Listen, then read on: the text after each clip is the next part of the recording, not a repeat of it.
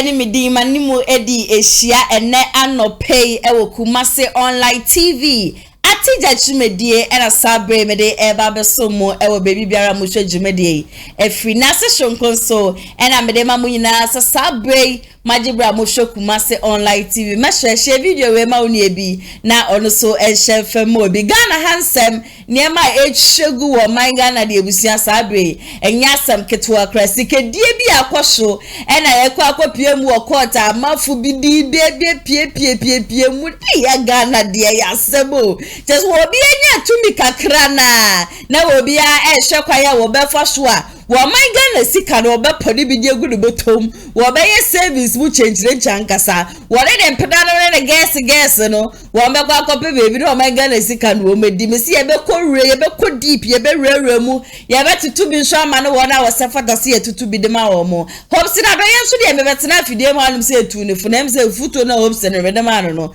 wo enti ne so matena se no e ya de amesa so etu hopsi na do ye fo sanse kasa na busia mi ame mo no medwen ho kra menti ase obi si NPP amanyoko no sisi ane de ho party na nika party ni mu ode e yo obi ahwo ase o se bi obi beka se me ne me NPP ni je kwa na se bu nipa na so ne me kire no me mana te ase se ye kan NPP party na ye nim no enye sa party no e na ne ye hu ne wo ka se wo ye NPP ni a wo bi nya yank wo be sa wase pa de egu wono ma papa wasum left and right NPP party ani ye nim no this time ni ye nyina no most ya disappointed in the political party ya friend NPP NDC for so eju wo mo hunti no wo hwenda NPP NDC Alan Kojo chairman movement for change na se ne samne de enye easy edosu ye papa misre subscribe ma me why we are Kumasi online GH onso no wa subscribe ede ama me se bia no munya no bebia je satija jumedie lawyer fans of atija jumedie mo so na se shonko ena sabre me de ema mo amofre mo amode ma dwenche ba munyina no nyankopon hwam ye papa sabre ni abre bia no mo jebre ehwe jumedie me pacho den na ekoso wo mpotem de ekoso bia weni enje ho se ya ma akwan na enye mushuku si na enye bibi tochi ma wo bro no na wote so no te se nsam ma mezi enre nwumre me de be so ma assemblyman mua was yo amafo ato abade yi no na wo hi no wo krom wo se me ma baba we ya mfa ne hundi da wo betete ababa we ya to the stairs was so ababa we ni wukura na obakosho atete na bra we free mu sansem we nyina no me de be so me sanse na oyo hini nti no ya ma the benefit of the doubt ya bokoko ye twe ye ni ma next week say ye nya sesa ye bia ne anti bibia ebusu trust me enya ade ya de ne ho ebe spare no cry we de kokobo kakra bi ene ye de man no ye man respect sanse oyo hini but oyo hini na sabi we ya de de ye no ncha say ye mofra ba ne ye ntumi nka ye be ka nyansa ne nyankopon de ma ye wo boy ye so adwuma wode ma ye no nti de ebe kosua nko ye bia no ye ya ene ebe bie ya no ne ya kamo amofre ede ma dwenche ba ne ade nyina no I appreciate each and everyone so much 055 7036 109 any number abetimi afre me yesi so bibi biara ekoso mpotema weni enjo ho bese me mu akwenya no obetena fidie ma no se be ka me ho ye ndwendwe o man Ghana ho amepacho sa akwenya no nso me de be ma wontu esike bia Muton products be, we be a company be, we be a insurance company, say a herbal doctor, herbal hospital, there would tombi abasi a bomb de road the mouno. Kumasi online TV, I teach you media, ye be a puma to honum say, Ubeti the ababa die, a babo de road eddy, ama, come, 055036377 and 0557036 numbers 2 no mubia be free be for sponsorship no ye beje bread na ye no achuche enkomo Kumasi online media school any American paint quality paint papa and asabre wo ma so ma si amede atija jumedie no e ba be so mo mo mu amusidan mu efiansa na musidan ye wie mo so amusidan wo waterlog area se ne mu di paint fa ho na paint no ahya ase se wa no me pacho sabre me kan for American paint quality one original paint ye frame bibia de na akwa so di fa da ho enye de wo de be fa ho be 6 to 7 times o we de onya de fa ba ko na chese kala kra nankasa epie me pacho mo hwo mo ni adwuma ye a wo sika bi da hosi a wo dwendwen ho adwuma ben kra na menye me pacho me ka for American paint edi ama obetumi aba betu wholesale wo honom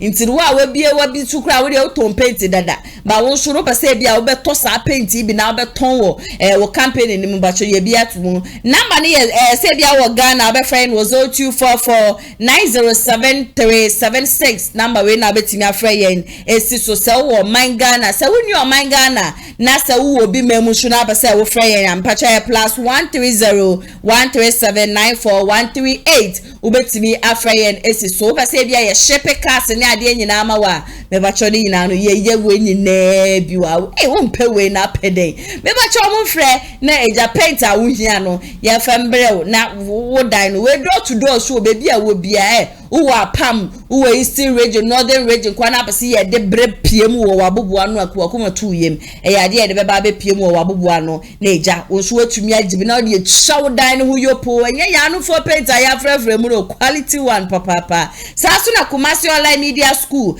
wo mo se bra no mo fanfantity ye pem for 3 months we 100% practicals forms no 100 Ghana cedis per baby biara wo bia no ubenya forms ni bi of front desk of Kumasi online TV 055062 3377 and 0557036 numbers 2 na mu bia obefre bia se open inquiries for Kumasi online media school no ye bejibre na ye no atwetwe enkomo me say mo mre me go straight the first story for today me betra video manum say ena me two hopes adoye for say minim se kwan a NPP amanyoko ndi o fa so no wo mo ni wendi ni ye esan say wun sema woke kani wun cheche mu a wode manyina no mayate ase say whatever you did dynamite a wo mo koto ye ewo Togo no you did that for NPP party no you did it in the name of NPP political party no na NPP amanyoko ne so ba ye ne sa asemi so de what can several times but nansenya 2025 de go kromoti koto aba enko a wo sa be si so be kan ye ni nyina agina asante bediatu a wo be kire mu se wagye wadwuma de efiri nsem ewo airport adwuma na wo ye no chifiri nsem de ma na yira latani abranti esu se hopsi no so na wo kase wo so ugu nanim ase enu to wo de kofa ho a wo de be che wo na me ka che so hopsi asede ya wo kire wo nsem dodo kasa no ya do so dodo asemi ba ye nyina na ya ka bia ma ba wo de media fo echi wo de yesem twefo echi a wan so anadwo be 3 woda wo yire shukuru ebu pase pem krana ya be fro wa catch o se chire nsem nti no for now ne de matuo nkoto bebi e chire ka wanu tum obi aka bibia krana hopes na doye memfi nipa ni biom ja nipa no na nipa ne nye de wono ankasa pena na ya so obusha me kai hopes na rewe ntiemio oh we ntie nsama me ka che ne futu amede ma no kra se send ya wo kasa bebrebe wo be ya me bedrum baby ala nkojo chairman na wodi ne chi nam ne sunti a wo kasa no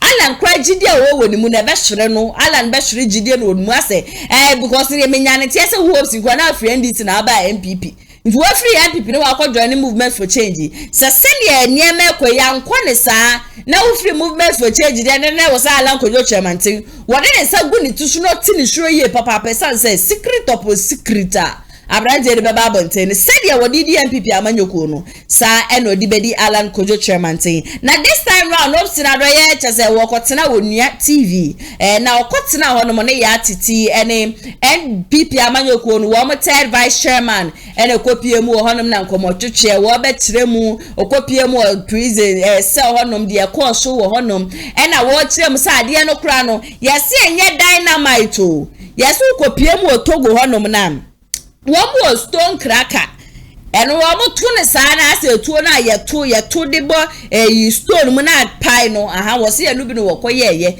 na wokoyeye so wo ye de ma NPP party no but the real NPP party ni si fa ne keka kono one day wo asabo asante bediatuo di a wo kire se wo asante bediatuo NPP party ukra ba da win election 2016 and 2020 wo kra no wa ye bibi afa ma party no achim ho no ma kasa kura wo free no wo atumi akoni pa ba ko ho pa nkoka nche ne sa abrantie na nado danko ekufu ado age nas presidential candidate dia ma MPP fa ko kromete ne tu aba ne ma na nado danko ekufu ado ntumi ni nkuni wanye na so na nado danko ekufu ado be win wo kra da wo discard mu kase onu hopes nkra wako bre yede ma NPP no boy na sinche wo so ono no yina boy na sinche ne ha no base munim na mo ba bonte na mo beka bibia wonde asasam no wo court ntino won pese wo beka sabebre enkrofo wo mu hyechire ni ade nyina wo no hopes no nim mu secret upon secret bibia wo no hopes na do ye no woni watani kutu ena wo han nani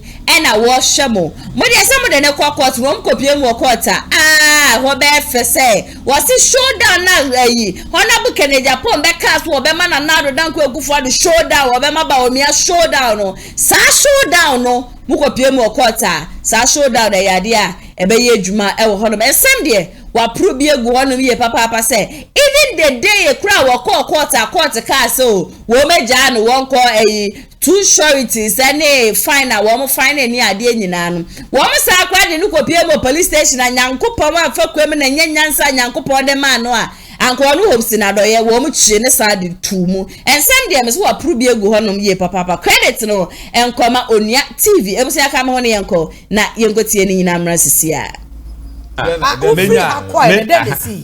before 7 baba a day before 7 baba and adwumre be 5:30 Adam nya call from police headquarters say adicho mu hiame anam say di asem waso e phone so nti odi oba anam say e phone so say onua me for so ya no mo mpese ombeka asem no nam say one friend one chief subtenant and a friend from CID headquarters na meba has say we no ana ja me di mani kire ho no na maja mayi ntimi kokofae timi du ho me du ho no 12 me du ho no 12 noon chama manen no I want things to be established the way ya friend me no ma de kroji me catch them say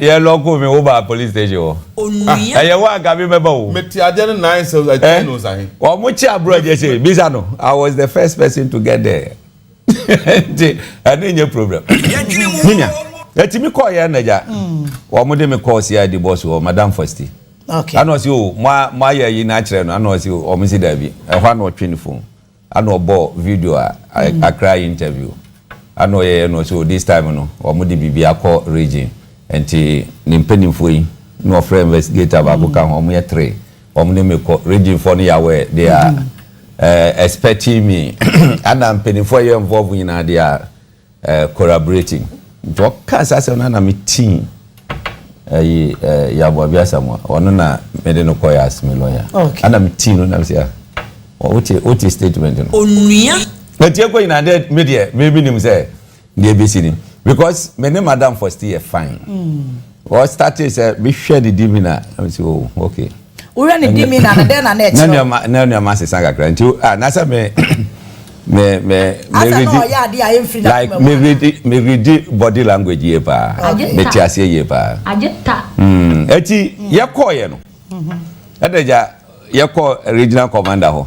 You call first, obviously, you call a crime officer's office. You call your na regional commander, so enough as a ban office. I'm your transit. I don't board tape punina. And I'm say yes, me na me TV video no more kasano. Asembia me kan ibiano. Me nim ya me kan. Na nyeti ani say. Sansem we are making none of them happen in Ghana. Because I will prevent illegal person to come into your country. You don't sit in your country to do it. They call Togo and Kasa inside Togo. Okay. But people won't say amount for tea someone or munti any year. And answer what tea say, yeah. Yeah, can't Ghana go border control. And your father is inside that. Automatically you vote at the bush or but you travel ko. What I say? Yeah. And I've said this 2017 on the My FM. NPP for hey, this is my hero. This is my hero. Go to NPP Boys on my Facebook page. 2017. That can say about church of Abin. Everybody who is a hero. Makanu 2021, 2022 on Boiling Point. I am me yase of a cobra kwachinti ase. Kobe brasti or more sadi we humpa. So, eti ayedai ana we na afe na. Mo say yanchi hopsing. Any problem? The sweat. Boiling Point. Nyabotre. What kind of dynamite does it? me say what abia wuntie chama o de mane kasa mana no si me say from day one sa same way me change story ne da so on yet no na Togo a boys no won say firecracker no omo no friend dynamite because na can baby say yes as was someone no fire Dabi say no mo friend no e wo honom Togo ha yes oh okay that's what they said ana omo yes okay ane Togo buka friend ye can say ye pay ska for that we did that so oboko hodum no moto po na moto for that to incrofo because a strategy dey go for ya yes ade no abatu mi aba wanya mu executive secretary AD and there me say it's a promise, it's not a try, it's a promise. Yeah, aban be sesa na ban sesa hey obedi kotoko ni ababa sa because the dossier I have on him no you should get ready. You should get ready. What to be there before Krum has a Mrabe Duma Krum has a so on yet. And yes, I dear way na Amanaba. Eti, Miguel na Michiro Mumu. And I'm saying, except it's a Ghana police has a jurisdiction on Togoland. Okay. Togolese government entro let Mremo say, Ubiaba Beye, your friend is saying, you know, maybe I'm more mammy. So why this? But Ninano. Aye course nyina kokobo pedibia ma ne ofoko wo mo mugoko yusu obi di be convince no ne ne kaka wina I am aware eti bi no na ha me what you say chechemu ya political persecution me pese wo kiremu yie yes say ukodru ho no wo kiremu mo te o mo ho ase say enya Ghana asase so me ka kire o mo na mo ye Togo that's right Anna police regional commander say it doesn't mean say who commit a crime e wo country bi so a yentimi nchi wo ha and I'm say what is the crime obi aka kire o say obi ayese wa ha ase bibi anasa ye bibi obi aka say asem na kire wa na so on ye no eti mi kire mu say wie no naja afi de abubo man deny say asem amika o tape nu mi na ma deny o na afi de oh, okay. And you my statement to investigate or cover video by I say we are investigating you on false publication. I said to say, already the minkum. My lawyers no hujuma. Ye be share our court. There is your court a honor showdown and Gasabeba. I was not a presidential candidate 2016. I was not. Okay. Automatically, I work for an organization. I work for someone. Men go to court. Say obi na suma wa na say. Oh, what dey nyabotre?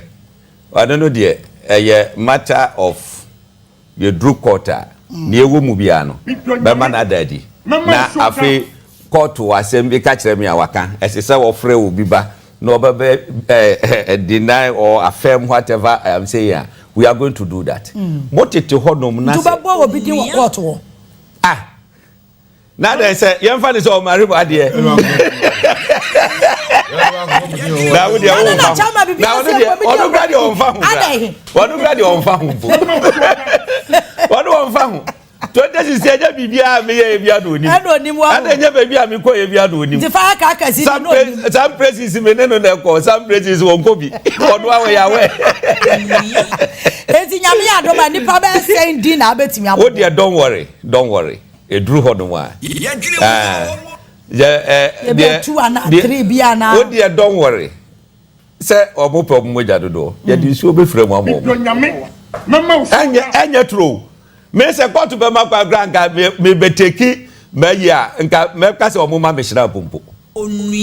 That mean can we enough a mutual form? Same year Mecca yet Rubiano. Say they see within the Canadian place. Maybe go to Toronto Biaso. The boom say Nyankopon ma adepachum. Na one nanasia why bonia ye aname boa. That's right. It is abu de mufi say nipa ye jimi fo ye nyusu no na ye ndampo no ne ye samgu na nimu asia Nyankopon tesro no onaye. Nyankopon naye. Eti modie mo betima pra ne bibia. You see no cry. Say meti ho ni akwakwache mi say home si akwakwa ye robbery ni ache na. Wo fi say ngam ti ma betra. me na me se me kuku odu said da mitimi metena hada wakobokro no eye bone animu guase wo dia kan wabusua nyina hosi akotwa di party say o de kwa disikaduro ani ache no animu guase mitimi mahaze wo dia se mitimi biempo ni na mukrum na se me ya party adwuma na ya di strategy agu for mama na ya adwuma amen na okita power. Me say I am saying it. Me say I am saying it here today. Omo mu gujubri house bia obi atimi use power no fa intimidate me da. Me percentage of power no mo. What kate me say emusika de me nya bi. No problem. Na strategy na nyabotre. Ye de be twitwa ye hu okrom. Wuntimi intimidate me da. Ba me wo sana mo court no. Na handcuff e hye won sana ne akwana asa wo bo wadwema no den na esi wo no ayo den akra na sano CID ni no wono no we innocent but necessary bo madwema no because pressure na mpedinfo you see regional commander ma politicians in Yusumu sao because a time is coming over retire over be civilian you need some of us na woni ya adidi nkomo woni ya anante. It is how we at Adenugu Honende, one retire, now you're civilian. How will your life be? What I say? Me were IGP for do beat me fat. We can't say phone, no frame. Hope said to say any other. Same we buy.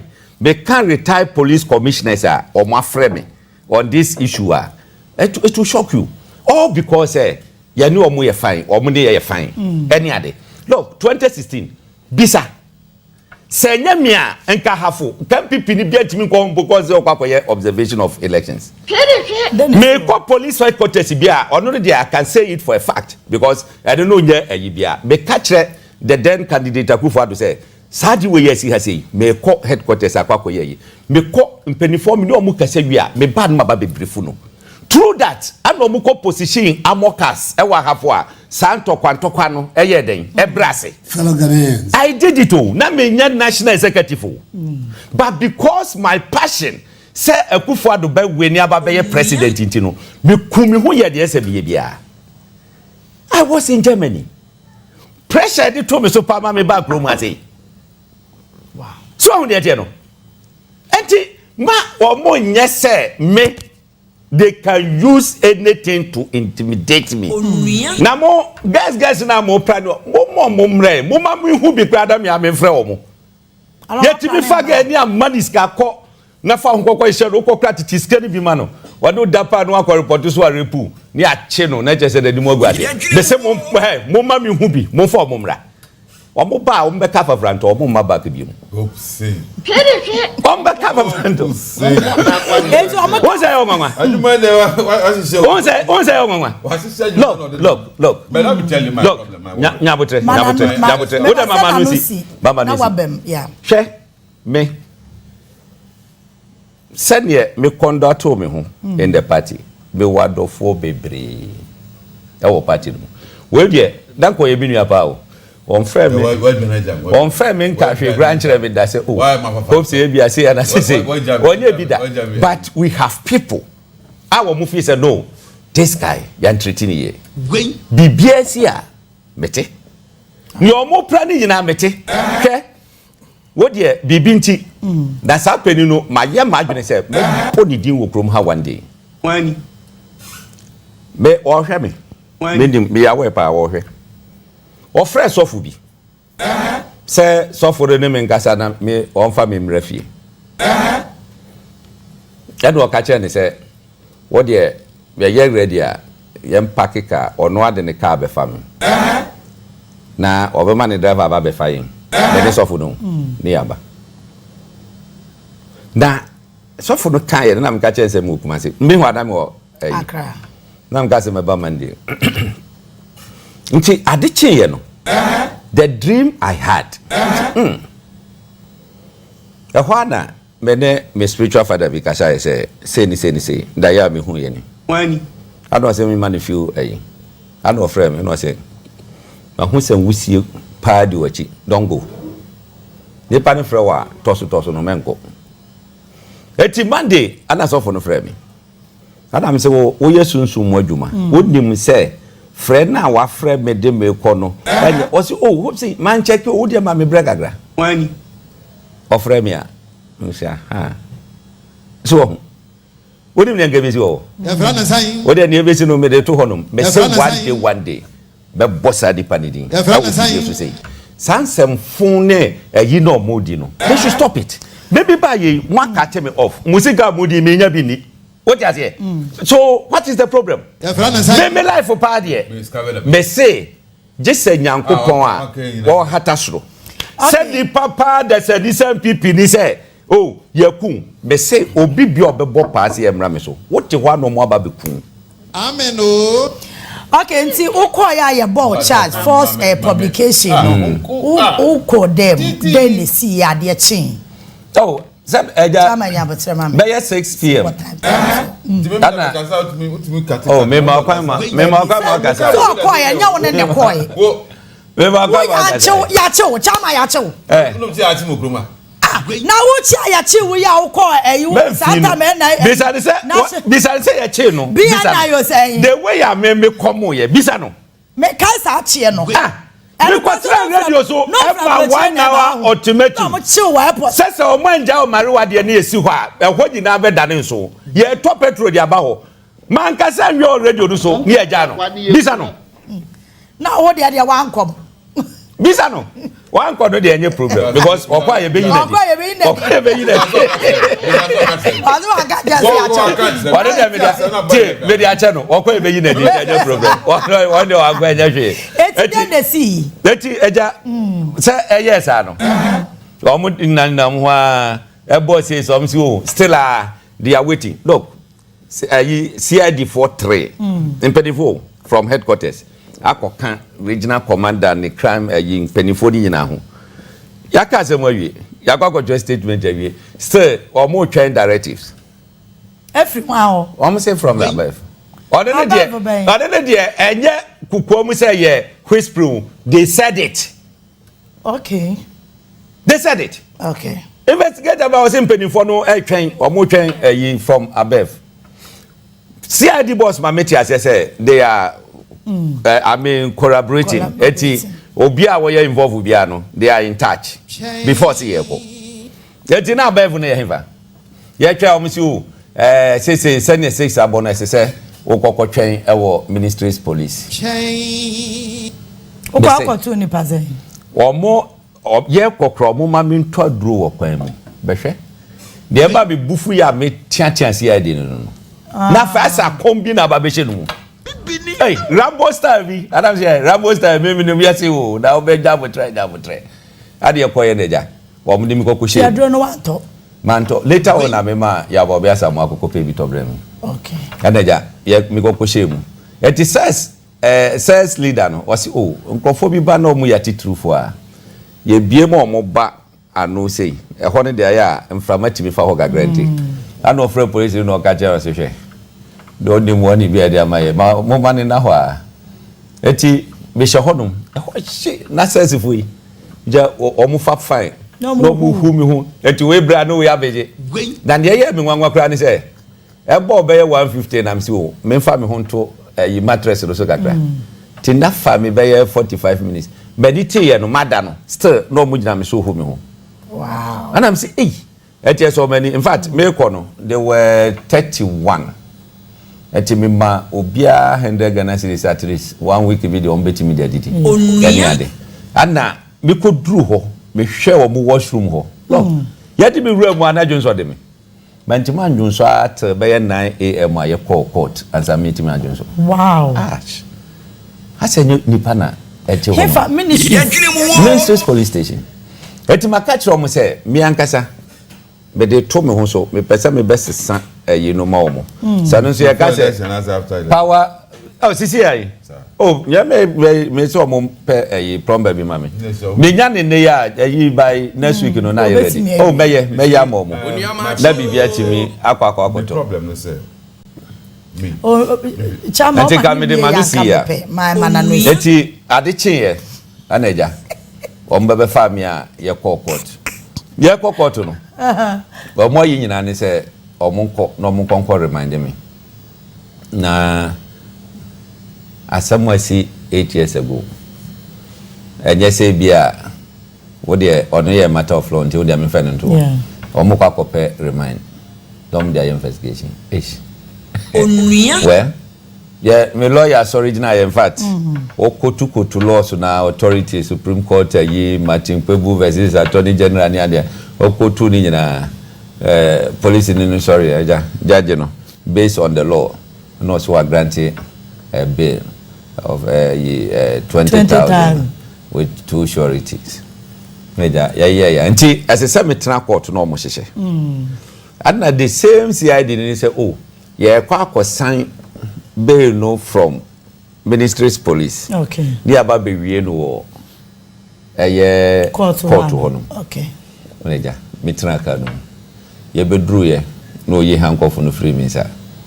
And no call his spy into the officer na no ho ni say o ma me nsa nyinyi menuaman free me watch ni ade na o mo nsa fa me nhyɛ so onua enti mo na guy no buy no so menuaman say na me yi ya o mo de go ayi no o pese me yi the same thing anam say me yi na yeden o se mesa ko anam say wudi agro be hu ani so ha court has granted me a bail as a say me tran ho na me say bail ayi mo say me ba be say free ha say wo ba me say ane nka mo de me be konsa wom me so abodam ho oh yeah you know odo be fan ani so near court station master no honum and work say oh under normal circumstances and I'm saying enye under normal circumstances I didn't see a grant me bail conditions in sheshe ni nyina ye wo court ho eti mo de me ba ha say me meden mo be say and I'm catch say then they should get ready wo mo be break me bones ni nyina no mo nya mo AK47 ready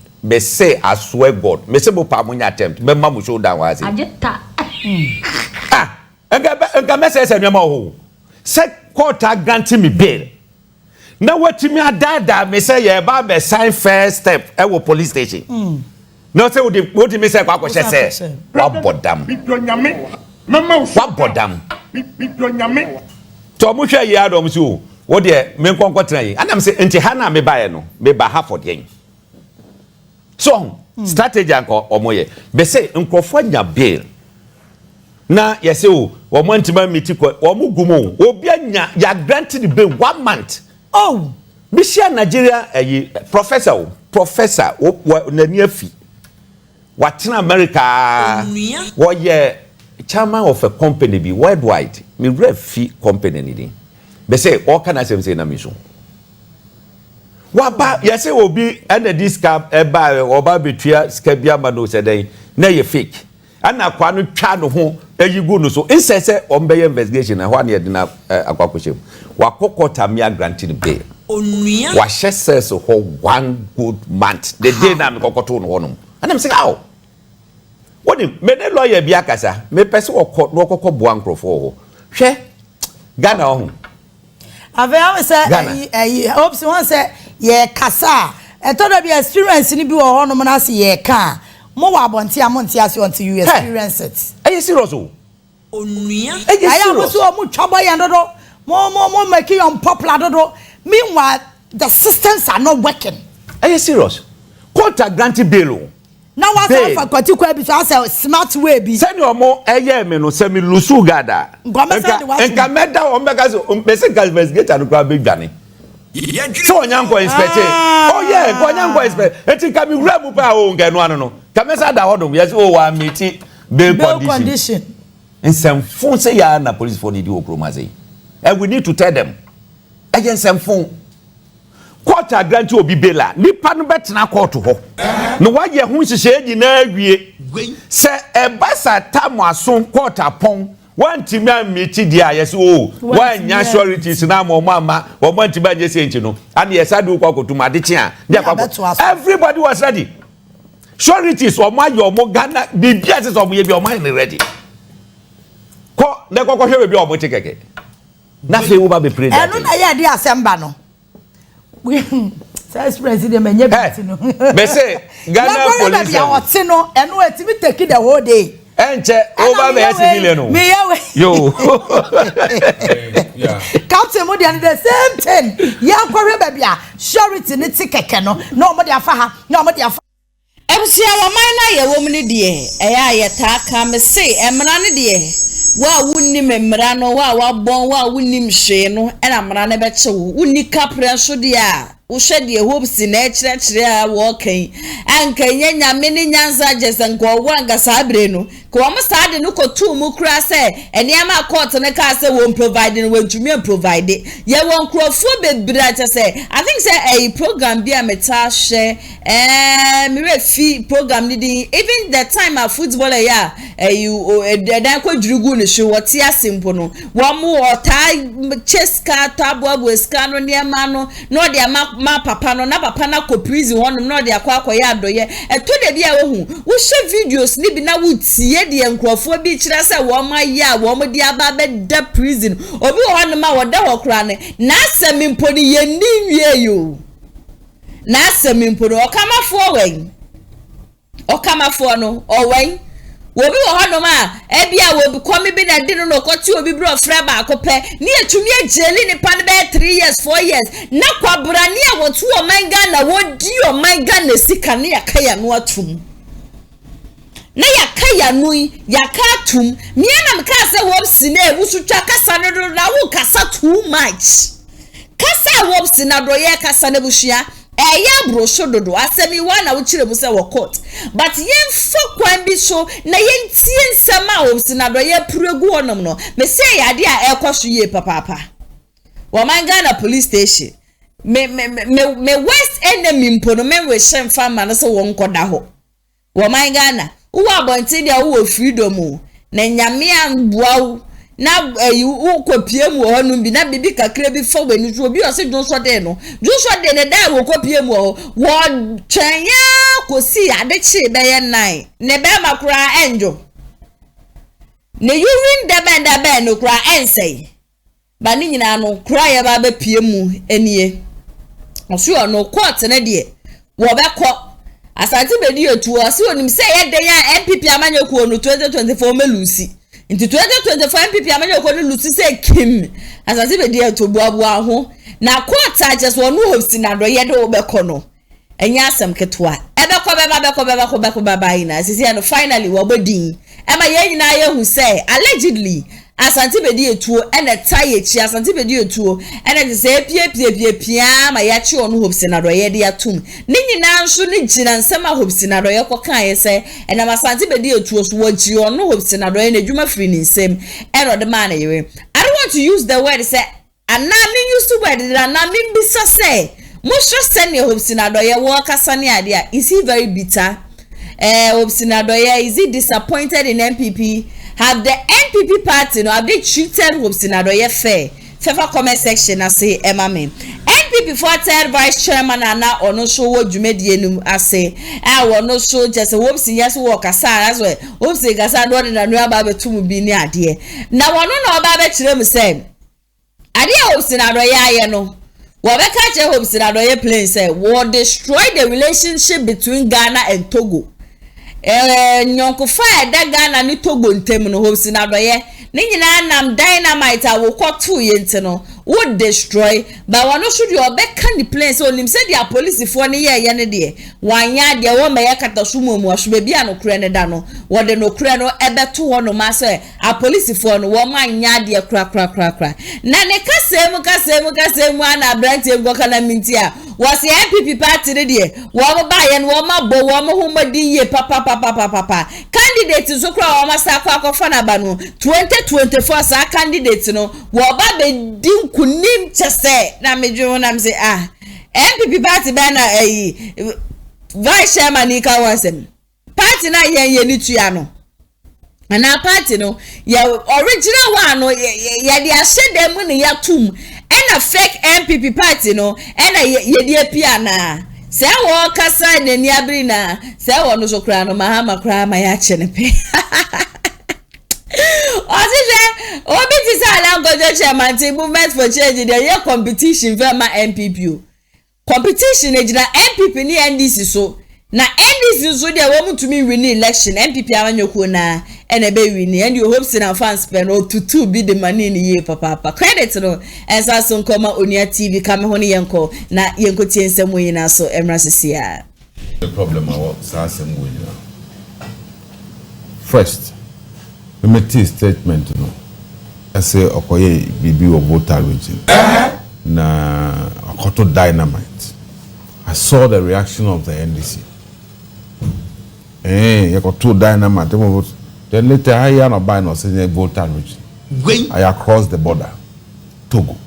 That one, I am aware. But dynamite, the name. Then I say dynamite. I'm afraid no. Firecrackers. Firecrackers. Well, but my worry. Can this before the inquiry? I think I'm there's some more.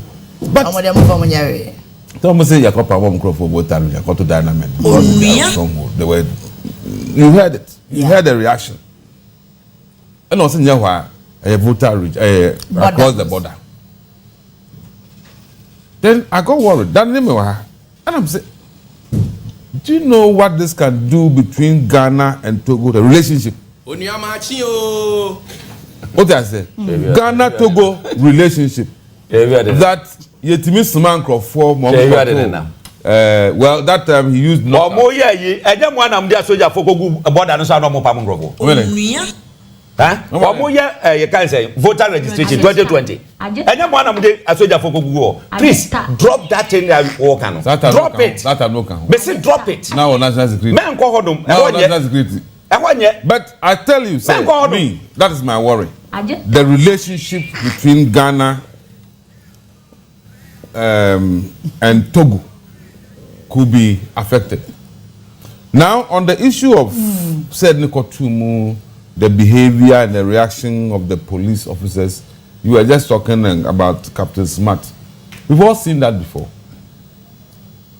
The way when you have an issue, several cases come to before me. Maybe I had it in a man for your issue and your fraud. Who could do or cry for security? Security for the person in charge of the case. No. Who? What the two or do say man who are doing the phone? Just to keep it. I know those things, but attempting to suggest to say they do work around because also Nigeria they be crashing almost 1 month. But attempting to suggest say bediatuo and as be free slow power be free here no. It's a little. Maintain the can I say? You say suggesting say or say or no call mu hono and for where court am on bail. But police for no attitude no more actions and inactions no. I'm almost still there. No, you're more bill. Yes, if you cry as you phone, you say, won't mean Fred Nipper because yes, institutional challenge. We are aware of the issues. Institutional challenge within the police service. I believe say the institutional challenge. A behavior. A behavior. A behavior, which is a bad behavior. An attitude, whatever we call it. A bad behavior. Semantics. But it's worrying to nya onkwan. And what bana obeka can say about cousin penny for being necessary. We will not get the correct picture and solve it. Bisane say, or moche no. Or moche no. Mine what they say no. Bisano. Or see a chill no. What they say mine. One fan said your mama. Is the lawyer? One fan said your mama. The lawyer. Oh. So I can want to meet that thing that was between me and your mama. The problem what they said your mama was between me and your mama. Problem. Was it? No problem. I say no. Why? I say no. Yes, I not here. I not here. What's the sign? Not here. I not. It is say what you made the schedule Mahama. That may obi say Babeka so agye maduma ma ne yire magu na duma asinti obema makwa dem na me ka ono dia wo say a problem. Na fi sa agye bediatu yesro no okroma wa. That's what you doing. Please stop it. This time around, you think that Obi ye bibi okroma e wa ban yi mu a enya me ya abeka say wodno na hoode na adwene ni bibia e greater part of everybody awo ya enya me ya e gabiato asaro chidako wani jedi ni timi tra ho ma deche obi a wonim no odimu no the contribution towards the victory adwuma wo ye no if you make maka say apart from say frabere move to you know gabi adwuma mpo say frabere anankasa etu onu say me oyam bibia anya me ya na what asante bediatuo what koche bi na ofiri say wodi obi kra kasa say to abama kufa do krada oniama achi o me na me koche bi me free onum 2 am before Chemi, Edim said I'm about 2016. I just tap. It was 2 a.m. Nothing that me free Chebiaba. To was. What you want to more to me? I'm a ding some food. That can some food at Chebiaba. I don't what is wrong. And TV is to change a higher public place. What is wrong? Now, but call you. Me so the power besisa. And then power besisa. Men na make a chiro. Ever said that in you. Power besisa. Ah, don't mama. December 7. What? Don't mama. No, ti anyala no e ka pe man. Who want ade ehye me? Wait. Ade me ferry o. Mo ene o amount for ferry so me share NPP atade. Wo pa next time mo ba share NPP atade bra. Oh, Opa me koroba is here. Koko fa bra. Koko fa bra. I have some. I carry some. Me se fa bra. Share NPP atade betra. I can't tell my. I can't have any. My son said, "Go with you." My coffee. Obeti mama 1 hour account. Obeti mama 1 hour account. Koko fa shebra. The proudest person in Ghana today is an NPP person. The one who believes in the vision and the leadership of Dr. Muhammad Bawumia. Chama hadn't. Now, we can't also be a good one to take it to be a bus. The bold solution you are going to. Jebebo. Bodu ni yeden. Bodu ni yeden. Mumu den yeden. Mumu den yeden. Yet industrialization. The yanka industrialization. Yaksiro mu. Yakan de bed. Ediana be. Sadiana be. Saka Muhammad pa de yanka we meka se mu fatida. Saka Muhammad meka se mu fatida. Tada. Kolokro bo anuko odi pubako Kumasi. Enya no wasem. Industrialization and then mobile. Oh, well, wouldn't you know how say? Industrial city. I have no problem with that. Alan soon was in I have no problem with him because the problem, our challenge, our main opponent is what? John Mahama. That's why I don't want to discuss the Alan bit. Or other bit. Musa Alan. Yeah, BT or Mangasa. What do you have to say? Me, I said, it's Alan and say, the campaign is centered on hopes in no more MPP for no, and he's see, yeah. Ola catch me and this is stronghold. I'm out Florida. Onuya. Ola ma Florida. Evo. Alan for. Omo fremeda. In what way? So be campaign man na say you no mo. Ana me yam adwuma asensem train no me from say me kwa campaign say dey. Na so ti yen kuma ye die nyina say the panelists ye tre. En kuma ye die nyina panelists ye tre. Question na me bi say hope say am na yi ano no na my man na panelist. Odia majo. Na unka ho. Wa me ka. Are you not part of the panel? Yeah, part. Say me ya party a enka me ka say me ya wano ka me ya wano. Me na me control show no. Ti na me ka say me ya wano a wo me ya wano. You control, I don't control ni na. Ma control ni. Na me bi say hope on the authority of the grandmama. The grandmama who see who time now mo bi dey bebre now mo bi kitu aka ko la bofu. The most funniest person ever NPP party no NPP for wa mo third vice chairman no when ni kasa keke like it looks as if so no agasa mu no hum or ye much aware say NPP party no they have disappointed Ghanaians or ye aware say NPP party no Ghana for mu dodo na ndi chidie woni mu or ye aware say NPP party wo megu Ghana for nyina ni mase. But what the ye jokes. But maybe a ye drew sisia wa blabonimu. This is not a matter of jokes. And a ye new one post ube jina baby akasemi MPP ni. Upa amafu videos asi. Brana be trosemi MPP ni. Nasho sini ni pobe bashe. Kane MPP party ya na eyobiya huwa wobiya just wobiya ni je am a proud MPP member. I quite remember 2020 MPP party winning election na me wadwuma mu ha me se MPP 14 shirt ye chichi bi kwa chama butumi anim ho no chese wo hia wo bi a chese wani age former for na chese wo di tu ho ananya asem ketoa na so na me no kase wo de hia MPP party kwa ho krom kwa so okotan na so adwuma ye de bedi. We shouldn't take certain things for granted. NPP party have disgraced Ghanaians. Mama yen kano krane fanchira womo. Mama yema womo who say, "Woman Ghana, this is not what we called for. This is not what we wanted." Nyanko pawa fa bibia fan kameya. We have everything. What is stopping us from getting greater things? What is stopping us from say ye bedru baby e wo se ye du abrabom? O man Ghana ye din fie saying. 67 years. NPP communicators womunya platform bi no womu gina so a se bi nyansa na wasank womu kakra be convince even we Ghanaians there is nothing the NPP can say to convince us again. Then amobeka be convince ye. Then amobeka sisi ano womunya platform and now so womu ni attacking mumbeka mo policies come out and tell us the things you will do for Ghanaians. And you attack asem now vice chairman ye bisa asem o be say ops na come just one dey so mo ba me bie industries ni ade NPP amanyoko mo so mo dey ne na wode nam nanu na ane na mahama na ye competitor na mahama no kra no say mahama pampo ala yiwe beba de anka cheda mpo ye look at what this they have nothing to say then wo mo beka then no mo beka be convince yen Ghana fo biom baby ayedru de ya ye de ye ni ehu de ya so ayehu den biom wo mo beka be convince yen. There is nothing these people can say to convince us. Where we have reached in life now no ye nim say ye ka political parties abet na so wo me ye incompetent NPP amanyokuo no NPP amanyokuo no led by his excellency Nana Dankwa Akufo-Addo ene ba wo mia Jack Toronto ni Obi ba JK. These two people they have destroyed Ghana. These two people they have destroyed NPP party. No, where we want to get, this is not what we are getting. And this is what we are looking at. It's the end.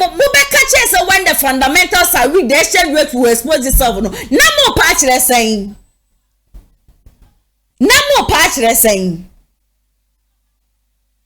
Wamanga na ne ebe ye na mbo mebe ye na che enu ti na mesira youth ayesi so sa for 2024 ma ye nkwaje 100 Ghana cedis bi ankoto abafu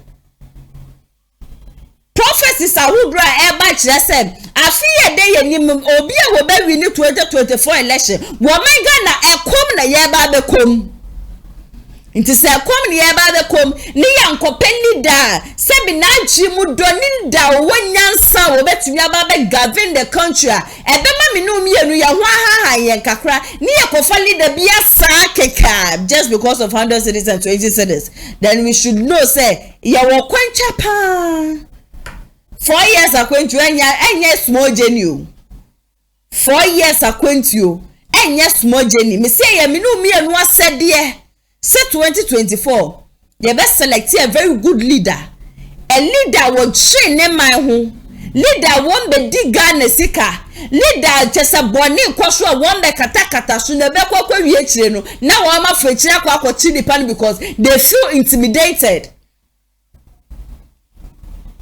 Oh my God, abeye ene be ye so a ejina me no mienu so and this amanyokuo no one the crucial moment of truth eba abonte press conference chencheche bi na chese nipa wodi mu ekasa ye edema NDC amanyokuo no John Esiedu Nketia na Esiedu Nketia nsem bebere achese wo prugu honom na bushia enya asem ketwa ne nyina no ejina to forcing ambulance allegations ajese sabe no wo mo chira basane sre NPP kasa NDC kasa and their press conference the parties mienu ni nyina ye bia nya izi okrom ha na according to Esiedu Nketia no Esiedu Nketia bese Ghana fo nyina ati ase ese NPP amanyokuo na ye wo ma dwen se wo mo be prosecute ato forcing na wo mo de na akopie mu o prison but wo mo NDC party no so they have concrete evidence in tanya dia wo meba sade ni nyina no abaso na series of allegations about bonten and for this ambulance scandal and also this issue no it came out somewhere 2012 no na just say yehu right somewhere 2017 no and NPP force akọ treat say debi sa ambulance ya ato force in that time now work finance ministers wo so wo mra bonte na wo mechire mu ya ma uska ya pa ambulance ni ade ambulance 200 ya say out of 200 no 30 something ba bonte no na just say you ntontoro na spend as a car sprinter ni bibi enim ni ade wo mechire mu wo ma twa and this is also say a crucial moment of truth wo de no kura na eno mo ba be kebusia kama woni yanko na yengo tiensem Esiedu Nketia eprugu honom ne so emra sesia I welcome you on behalf of the National Democratic Congress to this crucial moment of truth press conference.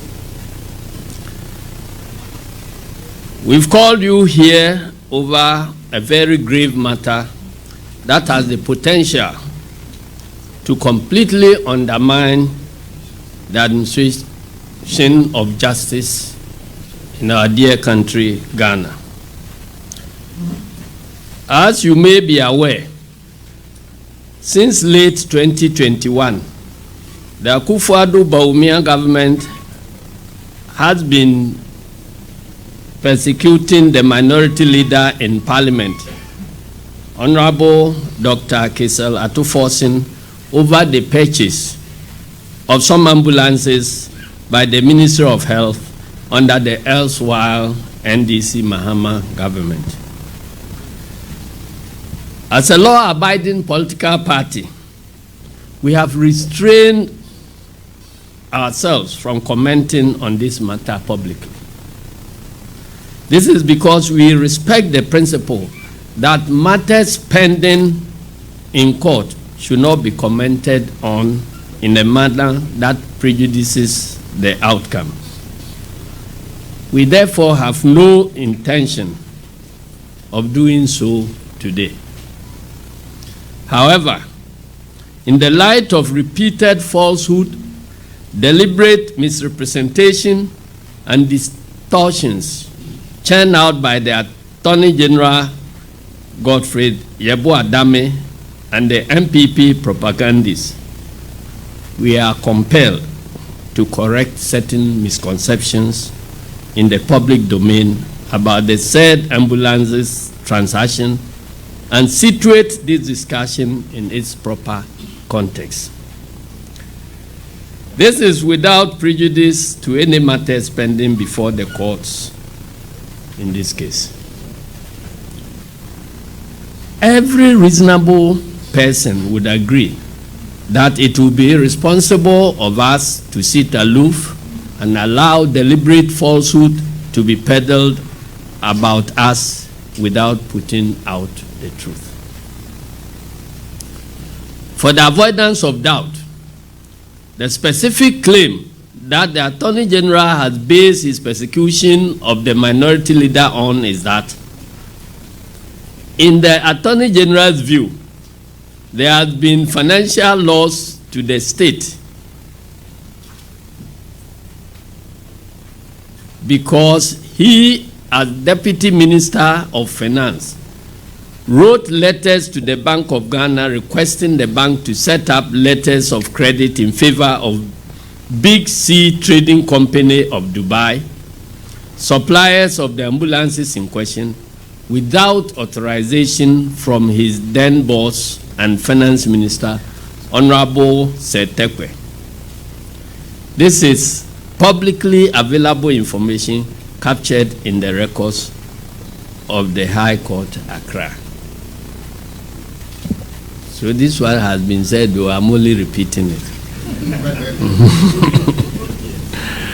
It is also a matter of public record that Honorable Setekwe has appeared before the trial court and stated unequivocally under oath that he gave express authorization to his Deputy Minister of Finance, Honorable Atuforsen, to write the said letters to the Bank of Ghana for letters of credit to be established in respect of the ambulances transaction. You say he did it without authorization. The man who should give the authorization has come and say, yes, I authorize him to go and do it. Palava no finish.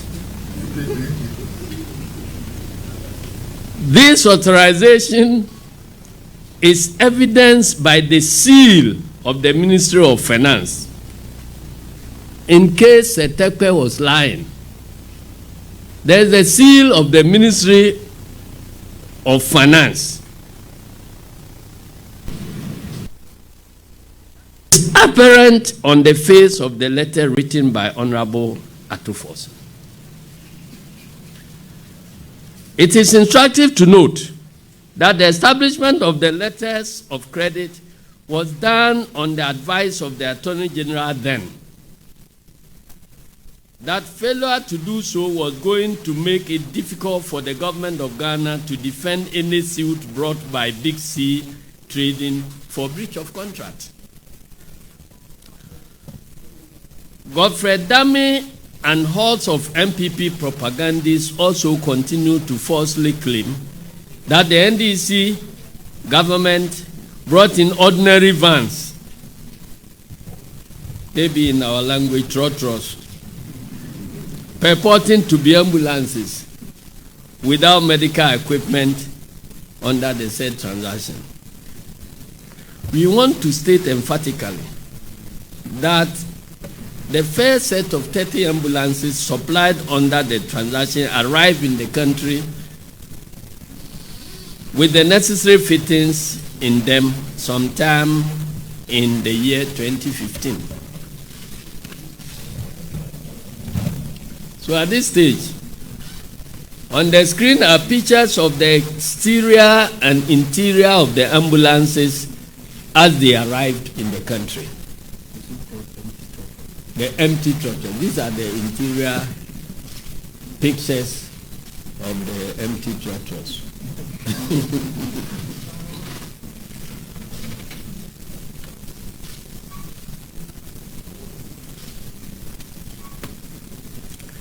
It is clear from these pictures that the ambulances that were procured were not empty vans as claimed by dishonest Godfrey Dame and the NPP. I'm always ashamed because this is my brother from the same Wenchi district.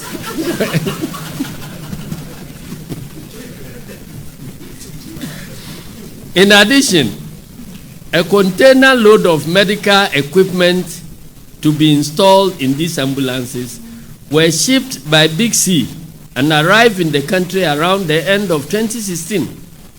Sadly, this medical equipment have been sitting at the Tema port for the last 8 years because this government, specifically the Minister of Health, which is the consignee, has refused to clear them, just so they can falsely claim that there were no equipment. Because you want to prosecute somebody and jail him. Once again, we have projected on the screen a copy of the bill of lading dated 8th October 2016. There it is, covering this shipment. As can be seen, this container has 30 sets of medical equipment and defibrillators for installation, as well as spare parts for the 30 ambulances.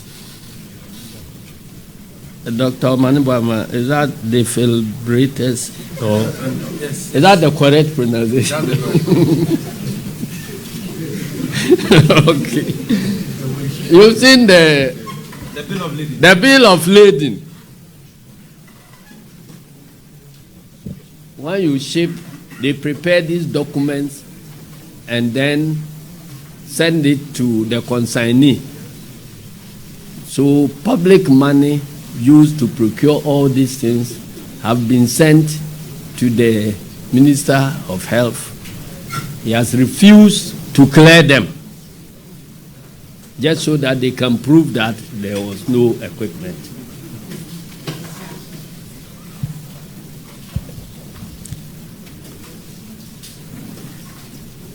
All that was required for this government to do was to clear the medical equipment from the ports and give engineers of Big C access to the ambulances which have been parked at the Air Force Base in Accra to install them, train personnel of the Ghana Ambulance Service to use them, and then formally take possession of the said ambulances.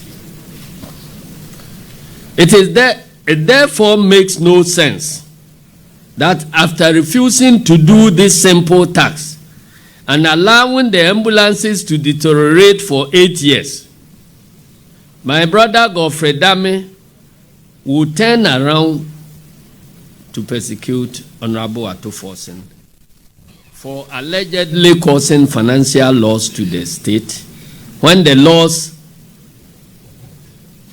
has been clearly occasioned by the deliberate negligence of the government he represents.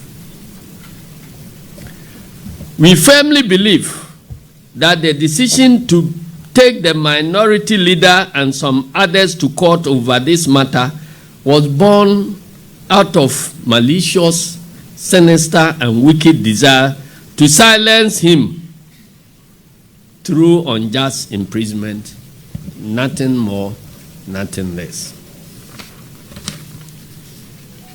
As we publicly stated from the very onset of this case, the timing and circumstances of this so-called prosecution shows that it was instituted mainly to intimidate and silence the then ranking member of finance, now minority leader, okay, soon to become majority leader, following his vehement opposition to the government's 2022 budget, the e-levy, and the general economic mismanagement by the Akufo-Addo Bawumia government.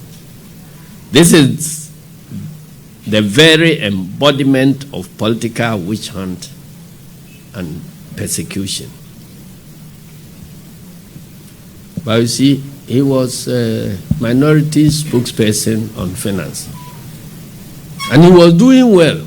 So as they were persecuting him, we kept promoting him because we thought he was doing very well for this country.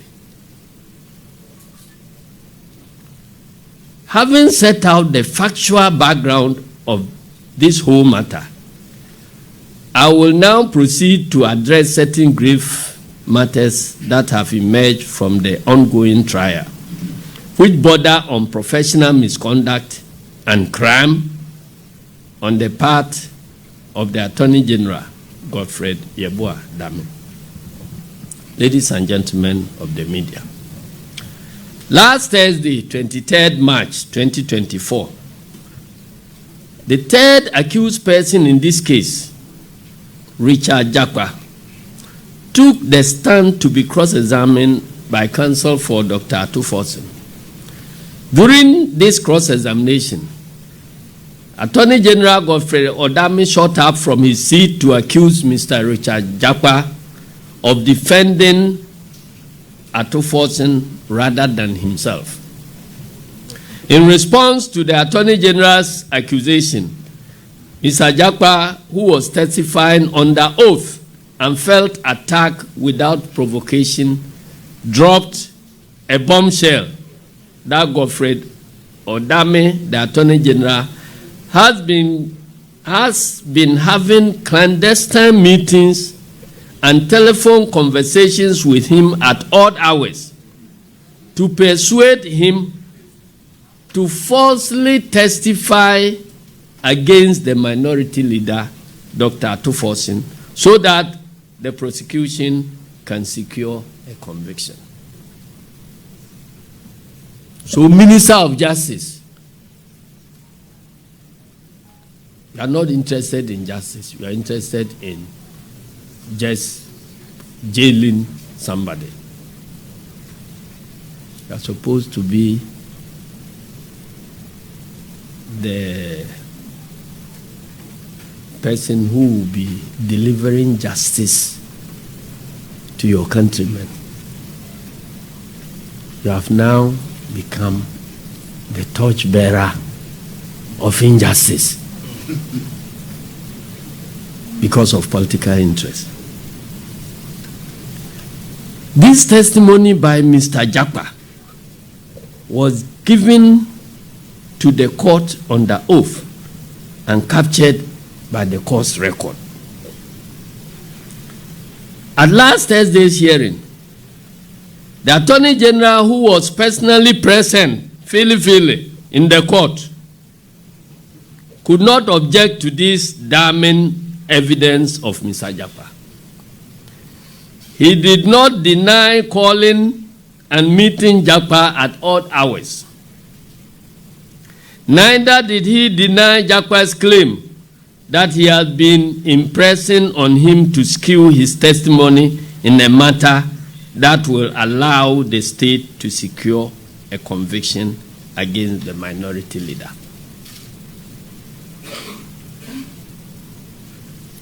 You have been accused of something and you are sitting there.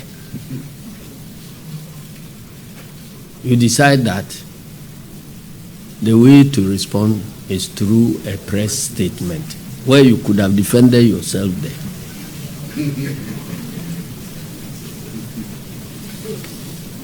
Ladies and gentlemen of the media, in the period following these startling revelations, the NDC has obtained compelling evidence which support Mr. Jakwa's claim that the Attorney General indeed has engaged him on countless occasions and urged him to falsify, underline, his testimony to aid the case of Attorney General against Dr. Kesel Atufosen. This evidence points to a devious, diabolic, and dangerous plan by the Attorney General to secure conviction against Minority Leader Dr. Atufosen at all costs, contrary to what the third accused knows and believes to be the truth. We have in our possession a series of recordings in which the Attorney General, Godfrey Dame, is clearly heard goading, urging, impressing upon, and actually coaching Mr. Jakwa to bear false testimony against the minority leader, Dr. Atufosen. All of this desperate subordination by Mr. Dame is just because he is hell-bent on securing the incarceration of the minority leader unjustly. Ladies and gentlemen, the first of these recordings is a 16-minute, 5 seconds telephone conversation between Godfrey Dame and Richard Jakwa, the third accused person, held on the morning meaning 12 minutes after 7 a.m. of 9th April 2024, a day that the third accused, Richard Jakwa, was preparing to go to court to continue his testimony. In this recording, which I will play shortly, which we will play to your hearing and share with you shortly, Godfrey Dame, the Attorney General, is clearly heard doing the following. I want to prepare your mind so that when you are listening to the voice, you can understand what it is. In this recording, if you pay attention, you see that Godfrey Dame is heard impressing upon Richard Jakwa, the third accused, to skew his answers and testimony to support the petition's case, the prosecution's case, I beg your pardon. This was despite Mr. Jakwa's insistence that the line the Attorney General wanted him to toe was dishonest, untenable, and that his conscience could not allow him to do so. The now dishonorable Attorney General then dangled the assurance that Richard Jakwa's acceptance to testify the Attorney General's way was not going to get him into any difficulty. Tell a lie.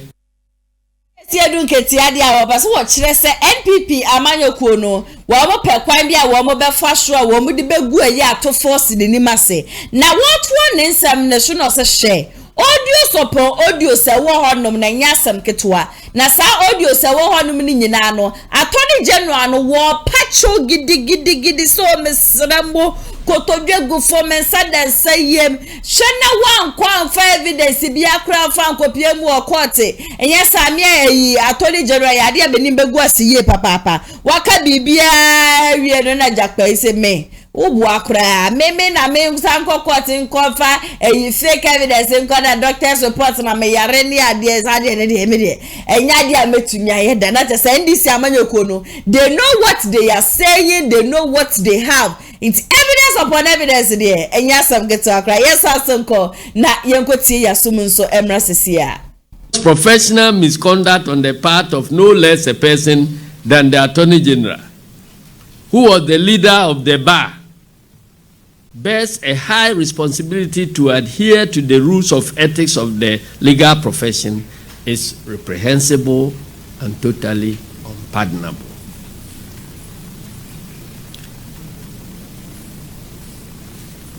The next one has to do with the fabrication of evidence to pervert the course of justice.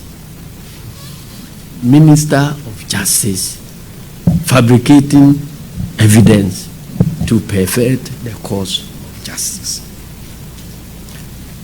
It is instructive to note that in the audio recording, Godfrey Dame is heard persuading Mr. Japa not to end his testimony by a particular time to allow him to travel, Godfrey Dame, to travel.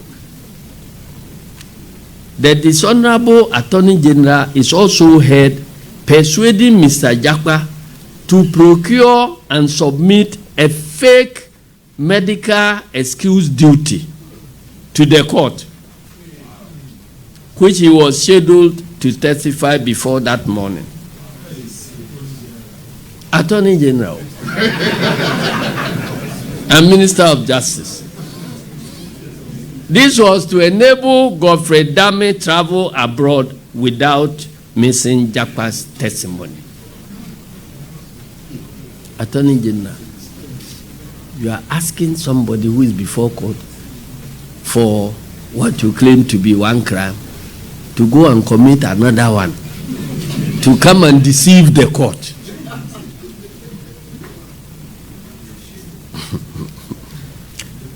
By asking a witness to fabricate evidence to deceive a court, Godfrey Dame, the Attorney General, sought to undermine the judicial and justice administration process in this country.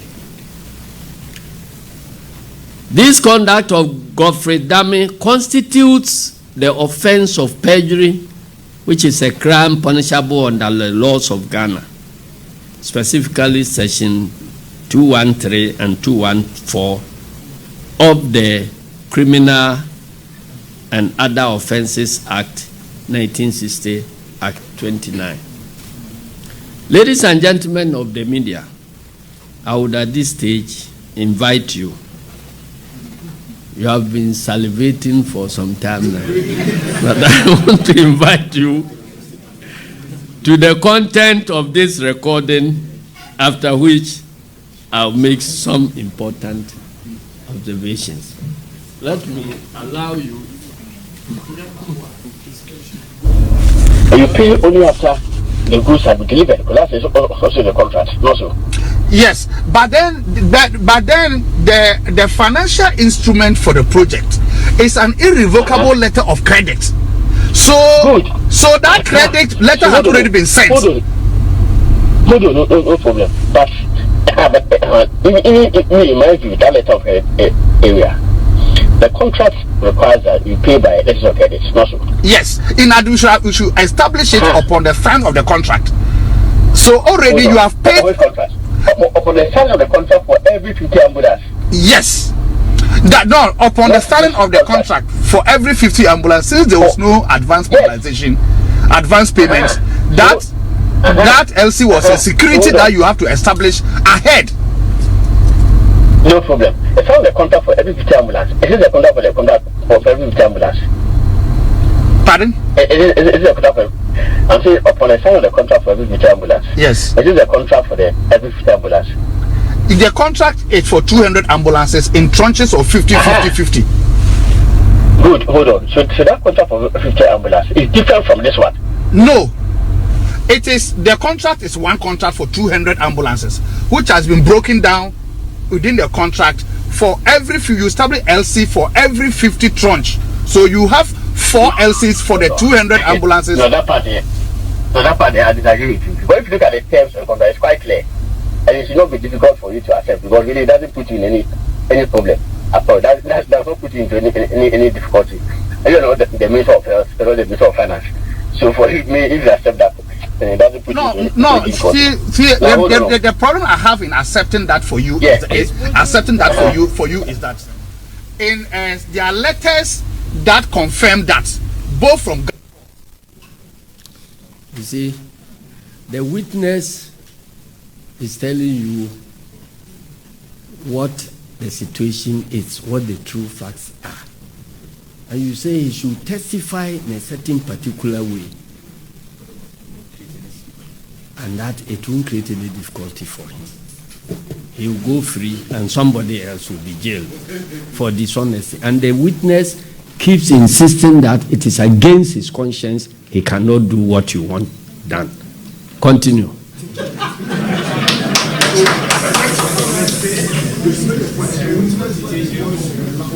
Continue. Government and from a principal. That is for every 50 ambulances. That confirms that. And I'll be tendering those letters in. So I cannot go against what the letters say and the contracts say, because I was the agent at that time.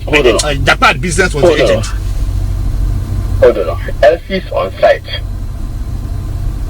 Payment shall be in yours. First, we said there shall be no advance payment. Yes. What does advance payment mean?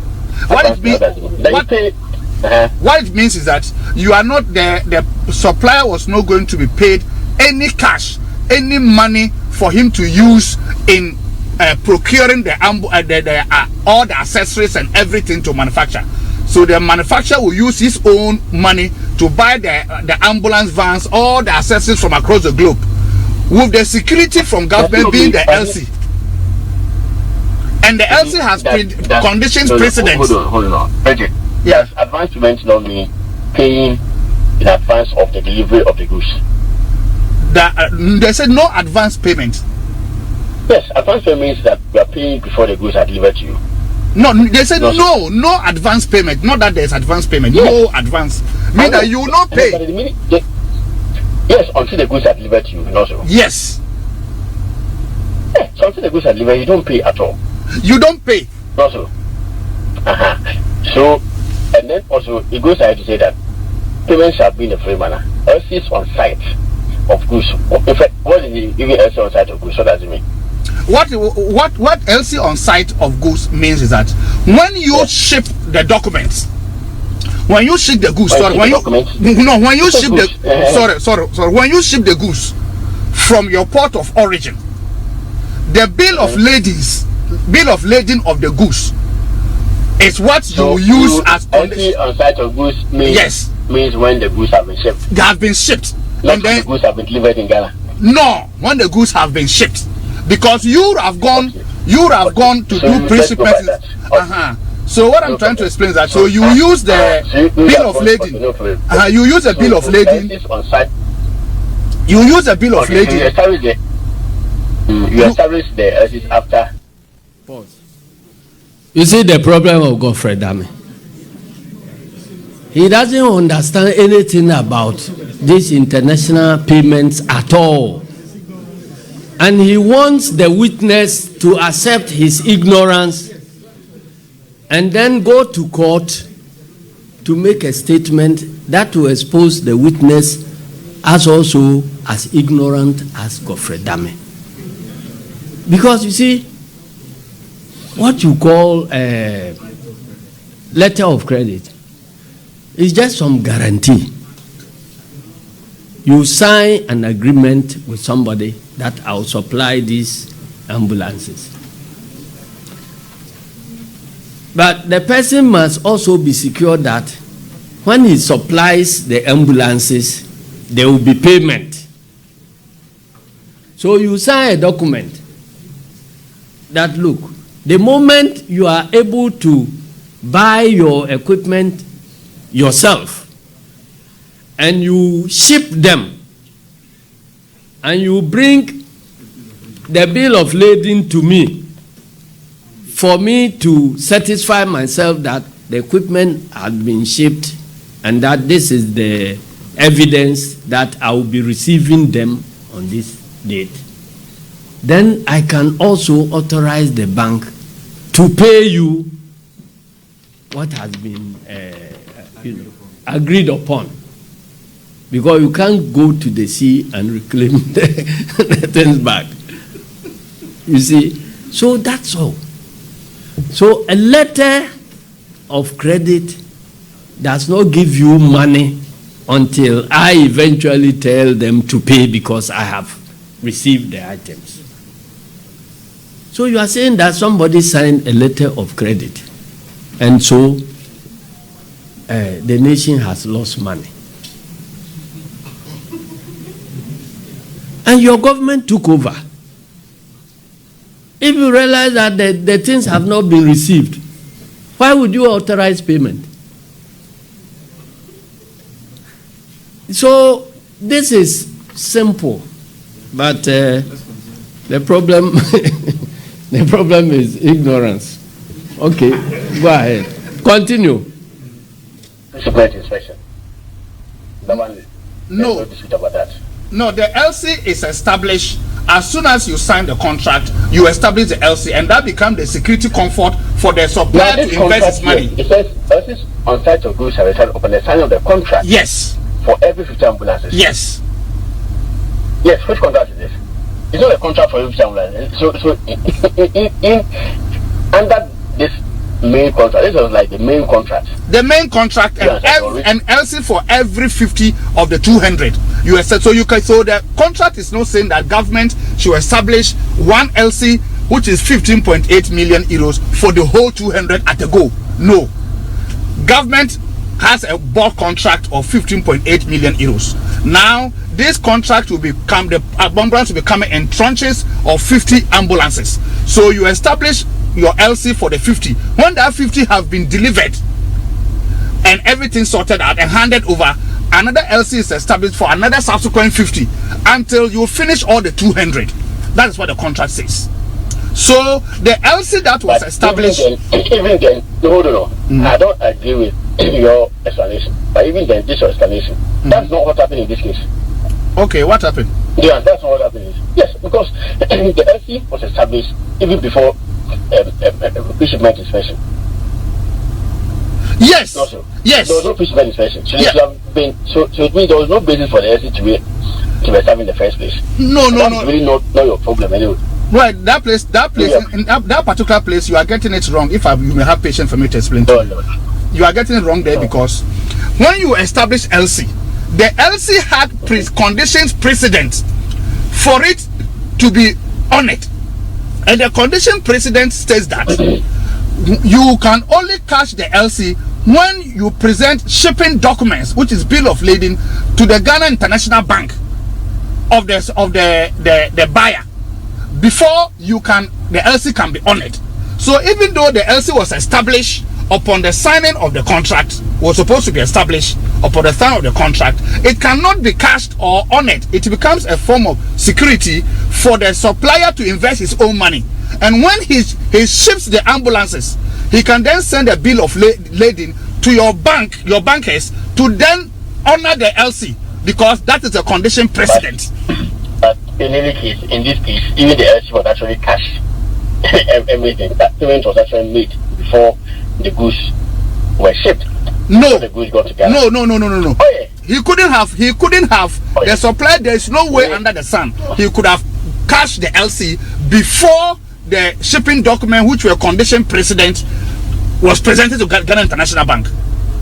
Even when he presented the documents to Ghana International Bank refused to honor the LC, raising issues of discrepancy, which came back to Bank of Ghana, which later went to the Ministry of Health, and then Animana authorized Bank of Ghana through Ministry of Finance to pay because they had sorted out the discrepancies with Big C. That time, around this time, or the ambulances had already arrived in Ghana. You are not privy to this one, I'm telling you. In my view, if we agree to this theory, it's so simple. The theory of the case. Not agree to the way you want to go. The way you want to go about it. If you agree to this deal, where the witness agrees with Godfred Odame the way he wants to go about the case, then the witness will have no case. There will be no difficulty for him. So listen to that part very well. Try not to say it because I want to help the AG make his case. And I ask myself, what is my interest in it? I'm not asking you to really help me. I'm just going by it. But anyway, so that's fine. So this one was even just by the way. I hope you get my difficulty. It's because I'm innocent and I'm going through ordeal. So I'm looking at another person also going to go through ordeal and through me because I know the truth and I decide not to say it. About question sentence. If I go by that way, frankly speaking, I'll be dishonest because I know that is not how it's supposed to be about it and how you want me to go about my answering question sentence. That time, around this time, or the ambulances had already arrived in Ghana. You are not privy to this one, I'm telling you. In my view, if we agree to this theory, it's so simple. The theory of the case. Not agree to the way you want to go. The way you want to go about it. So let's agree. Let's describe it that way. Let's describe it that way. Do you want to go about it? Okay, if you agree this way, for me, it makes it simple. Yes, it will make it. It doesn't also involve. It doesn't involve any difficulty for you. Yes, I agree. I understand your point. That it doesn't. When you say there's no advancement, yes. When you say there's no advancement, ordinarily meaning in Ghana that you don't pay until you get your goods. Now, the contract here, even the clear terms, unless maybe you guys did not draft the contract, it says everything on site of goods shall be established upon the signing of the contract for every future. No, the contract was drafted by government. It was done by government. Oh, yes. And it was an LG department perused the contract and approved the contract for government. It is not a problem. We had the approval. Every contract that's why approved before. Later when they are implementing it, then problems. You see, what the difficulty I have with your position is that, you see, frankly speaking, fine, as you are saying, if I agree to your position, how you want to go about it and how you want me to go about my answering question sentence, if I go by that way, frankly speaking, I'll be dishonest because I know that is not how it's supposed to be. You heard him. This is the facts. But you want me to go about it your way.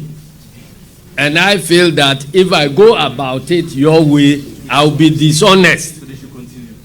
Continue. Question sentence. If I go by that way, frankly speaking, I'll be dishonest.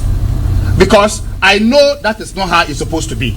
And I'll be dishonest in such a way that I'll be assisting for someone I know is completely innocent about this. For example, Atu Forsen, to be jailed because I knew something was wrong, was not the way, and I decided to keep quiet and to answer the question in a way that will make your case better for you to jail him. I'll be battling with my conscience. That is the problem I'm having. Anytime you bring up this issue with Yoni Kulende, when I went to Yoni Kulende's place, anytime you bring this issue, that is my problem I'm having.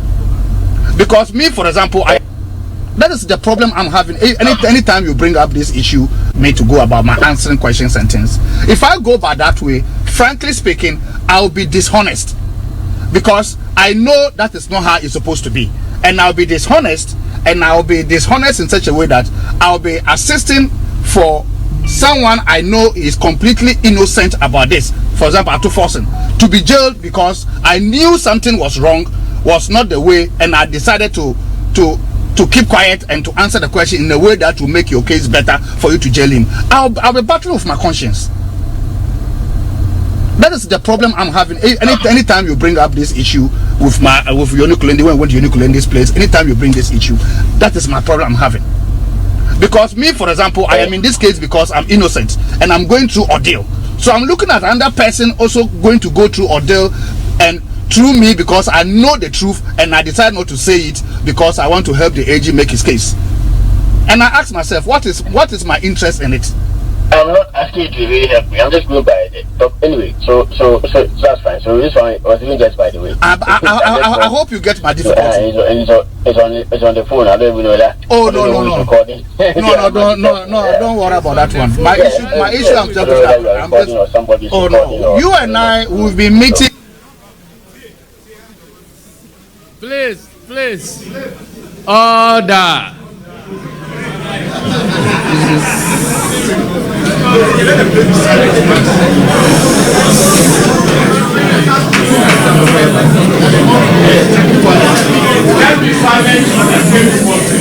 Please, let's listen to the tape. Please, I beg you. My issue I'm talking about. Oh no. You and I will be meeting. You will be meeting me at my cousin's place. And you've been bringing this issue up several times, and I keep telling you that I can't do that because it doesn't sit well with me. This is the man who says he has never met the witness. Continue. Yeah. It's for every. So when you see the hand for every 50 ambulance, means that it's not only the 50. Okay. Yeah. Okay. For every, it means that it is not only 50. All right. Mean that there are a lot of 50s that will be following. So that is what I was trying to explain to you. So frankly speaking, the LC that was established was as a security for the supplier to invest his own money since there's no advance. Yes, it is the same that was used to pay. Because LC was the means of payment and the agreement. Yes. When the conditions precedents are met. That has some documents. That he has the bill of ladings, the ambulance have been shipped and the bill of ladings are presented. That is when you can catch the LC. So until you ship the ambulances, you can't catch the ambulance, you can't catch the LC. And it was done in this case also. Yes, in this case, yes. When he shipped the ambulances, he then presented their documents to Ghana International Bank, and then Ghana International Bank refused to honor the LC and raised issues of discrepancies, which was later cleared by Animana at the Ministry of Health for payment to proceed, and that is how he was paid. Yes. So, frankly speaking, if there's somebody who authorized this payment to go on, even though in Ghana International Bank raised issues of discrepancies, it's Animana. He was authorizing those payments. But you recall when you had the Bank of Ghana officials and the Minister of officials and even Tepe say that no payment can go on except with Minister of Finance authorization. There's no way Minister of Health will authorize. In fact, Minister of Health actually even their letter they said no, they should go ahead and produce ambulances. After that letter that Aite wrote that they should suspend production and those things was contrary to the terms of the contract, and that letter went to the office, the AG's office, and the AG debunked that letter and wrote his legal opinion and told her that they should proceed. So AG, that letter had been destroyed by your department, by your ministry. So that letter is of no value. It is the AG's legal opinion that overrode that letter, and Ministry of Finance had to implement the AG's opinion. Yeah, and by the AG's legal opinion, the terms of contract were honored. Yes. Or the terms of contract were breached. And because they were already breached, and the AG wanted them to honor it. So that Aite's letter that you want to rely on is of no value. They honor it. Honor the terms of contract. The ministry. Yeah, they still didn't honor some part of the contract. They honored the LC part, but when it came to the pre-shipment inspection, they refused to honor that particular part. Okay.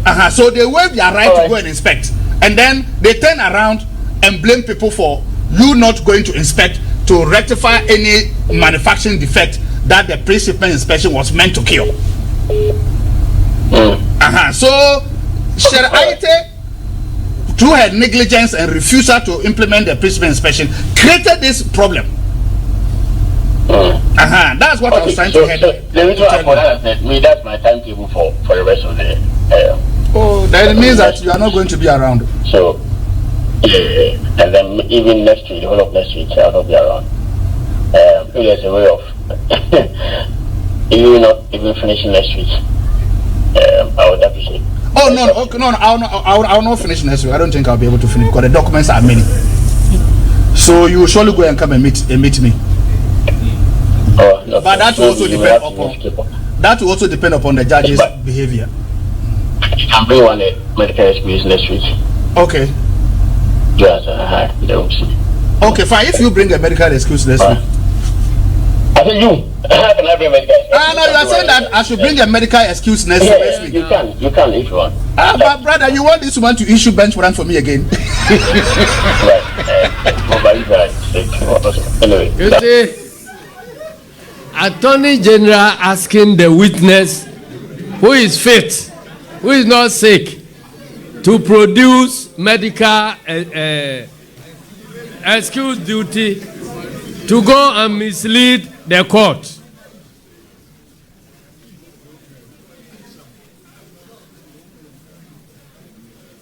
You see where we are now.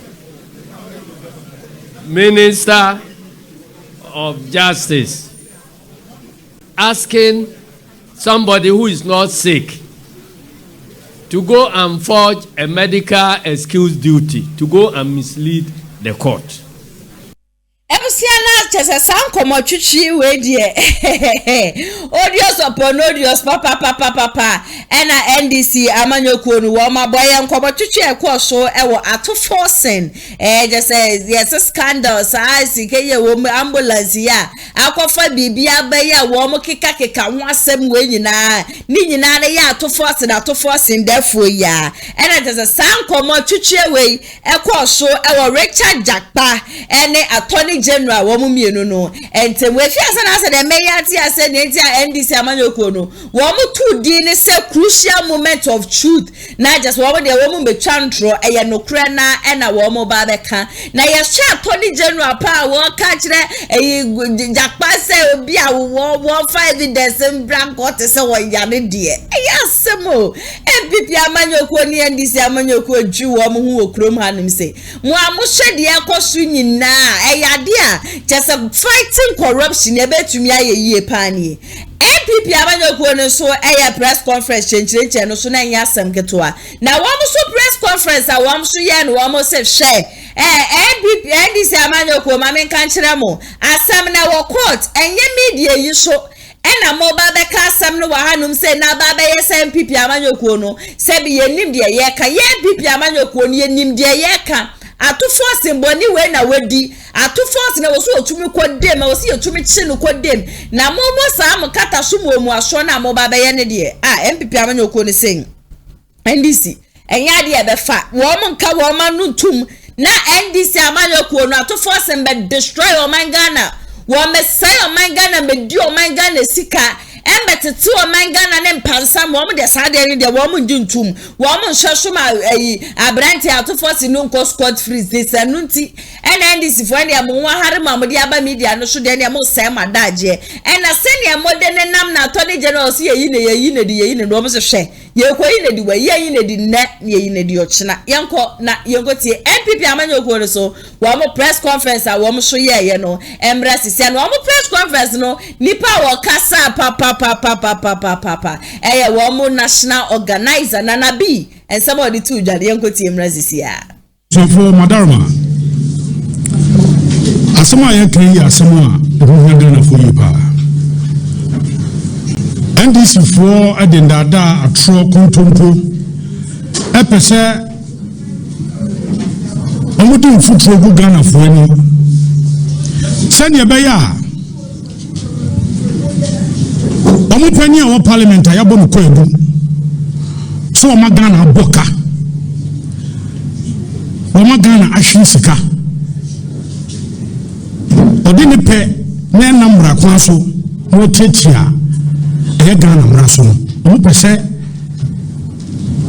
omudi dede atro nkontompo eto no so abusafo asem ne say kona koto ambulance bra ambulance 200 ambulance asem aye kan eye Mahama cabinet approve no na ose koji free Stanbic banking so and so parliament approve money adwumako bi e wo Dubai hyehyɛ ho sɛ emfa ambulance ndra ehyehyɛ ya na e wo ho ne sɛ ansa na ambulance ni beba no yentuaka ambulance ni bebu yɛhwɛ sɛ fata ansa na yetuaka yɛra to force yenim nyena ɔno pɛwɔ saa ehyehyɛ mu yenim nyena owom ne tuamu ne benya frim yenim sɛ na bebi ko ne kotokuo ma ɔde ahopepre petro krata e de kɔma Bank of Ghana sɛ Bank of Ghana enkotua nkofo ya ɔmo mfa ambulance ma ye enkotua mu ka ampa Bank of Ghana nso ekotua mu ka etua mu ka wie nya no nko awo na wasa trokrata de asakɔ kɔma controller sɛ controller entua eye bank charges sika bank agiye a editu asaka no ensentua over 900,000 Ghana cedis anso how ansa na krampo no actually tanako Bank of Ghana na sabre no mami anya memfa ne krense yi no ye minister in charge of health ne friend madam Shirley Aite no wa trokrata de akwa eye Big C company for your mobile buy also the ambulance buy on the ambulance to buy no what track mo say mo emfa ambulance name in fact they should not even produce mo produce ambulance no na mo no on train sanse Ministry of Health kwenye sika ena contract so busua and parliament ya huni ekoye ya kwa kutuankofo ika ankofo yusu mfa ambulance ma ya ovan ya de kosu humu se won bi no mo de aba ambulance tontra nanu a NPP aban ya di ambulance by obi ehuye e call every constituency obi ehuye amko fa ambulance wan amko fa ambulance tontra ambulance esi Ghana o ma anya ne hwe 2014 to 2017 a NDC ifra ben o ma anya bibia amfa ho in fact sabre no ambulance ne buy no Minister of Health Alex Bufia o tro krata de ko say ambulance we no potokasem o si enye fit for purpose National Ambulance Service inso be ka say ambulance we o muntimi yusi wo de nipa tum kra nipa no kra bedu hospital no awu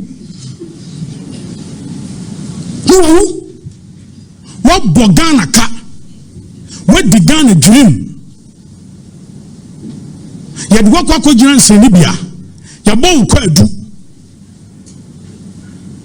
one for your Sikano and Shebaby also the Cheye and a Wasama Ghana as I should sika.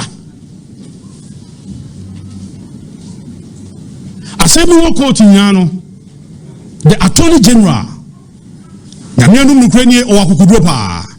Wajina pinti se bema se oma Ghana enfri sika akasakasa aba no so nkomodi aba no so achopa aba no so nyina no wampaba yenkotie a opani ba ko omo efe ne japa ono no se Attorney General frefre na anajo ka tren no se asem onka ni sei Attorney General anya sada sanse Attorney General ordinary dance die nyana kwakodom court dada Attorney General ne mramu ye kan se wo close the case wa yawie ne krata nyina odi akọ asem no eni da ho asem no akwakọ ise nono eni da ho say plain ye monche mu NDC fo say asem die ne keka koyi die e kamia ko ese aso ye minority leader ne nan aso ne nsa ntie ne betwa ntro tape ene omuboy no ya true tape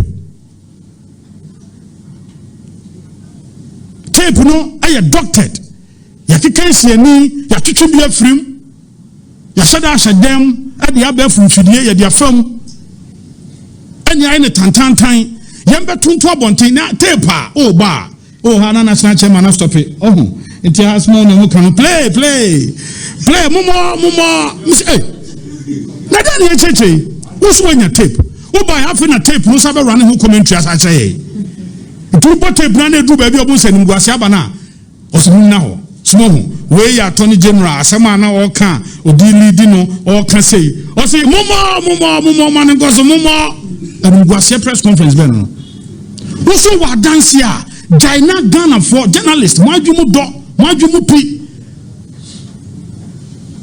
na obi akoko fa tape wa keka bom in fact sa wo hwe omo WhatsApp bi omo de kire omo say Attorney General any papa ne kasa 28 minutes or 26 minutes yes ah tape omo boy enso no aya 14 or 15 minutes tape no omo boy 16 kesa mako yi bi afim di bi ahyem the voice bi apiem for baby sanse mutan go fredame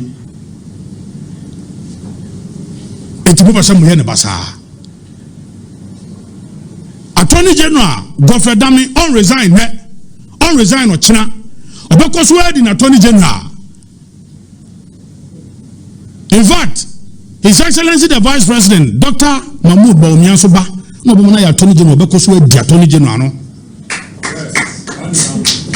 why na juma ye pa na Attorney General we ni case we ni bibia bon kro a wusu Attorney General tini ba bi e na mo am lawyer for tro krata de bra ni say ampa mo hu sa asem no mudi fo enu nti no mo sre ne mramu ye frɛ no plea bargain ana plea negotiation sanse kwadu na odi abom no ma me ne no ntena se ne nhyehyɛ ho ne nhwɛ ekabi na me boy ya metua Mama sa big C company ya or this ambulance don't try a truck crata by. Say obetua sika no also obetua me won crata ni ya wa. Na ever me wo jan crata nya mu fama me. Ni nyina wa ha say company ni say onu betua 2 million euros. Otua wi obesa ba be fa eye na nyina ko. 2 million euros. Abusa fon crata ni. Where in free ho, let us all try. The lawyer, letterhead. Let us all try. Let us all try. Omuba patch or say. Ampa a canaba. Ye beba be fire ambulance to Ntwana de buy no. Na yet 2 million euros. Adia mamo. And Attorney General said there be a big C company no. Ono asema ye di wo court on kan ho bi. Lawyer ni beka say big sin onye party to asem na ekoso no na obi asabi hu di asem a won ka ho bi so na no asem brawo na say ne usa ko change ni so ko peska na hefa na kwako hu no ana Attorney General say da bi mo a mo ye party no say mo na mo di sa asem ne ba say mo na mo di ba dia e no obi so no say benka wa ni boni a nka beka say ye obi 2 million euros no asabe fa cash na ko eti ebra no obi di wani ma ode wo kɔ yewura gofredam fie a wo kwakɔ patch o sa asem no nje mu no yewura to forsen wada pɛdie na edaji no asem no yanka o media mu yebɛka o kan no law court sɛ yɛ omu so mba be dwane fi law court no mu de omu san be to media omu boa enya adwuma ne enya adwuma kyerɛ wo bo Ghana ka go and answer. Where the Ghana dream, go and answer. Yes, what Ghana chrono, go and answer. And you feel I'm fake tape, doctored tape, manipulated tape. You can see me. If I have a message in this one, baby. Oh no, Papa Jacoy na air catcher. You are going for them. Say, "Opeso share no meeting." And I hear a girlfriend say, "Unia," and I'm Unia saying, "Unia is a Supreme Court judge."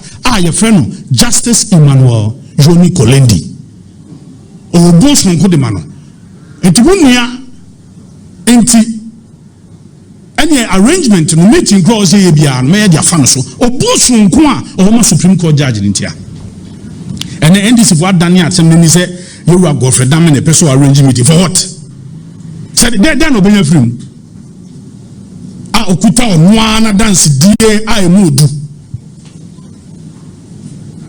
abusafo mese ensamo a NDC for de betu dwa ene no eni nyina so bia eni nyina so ba ko sei eti asem ne die yewra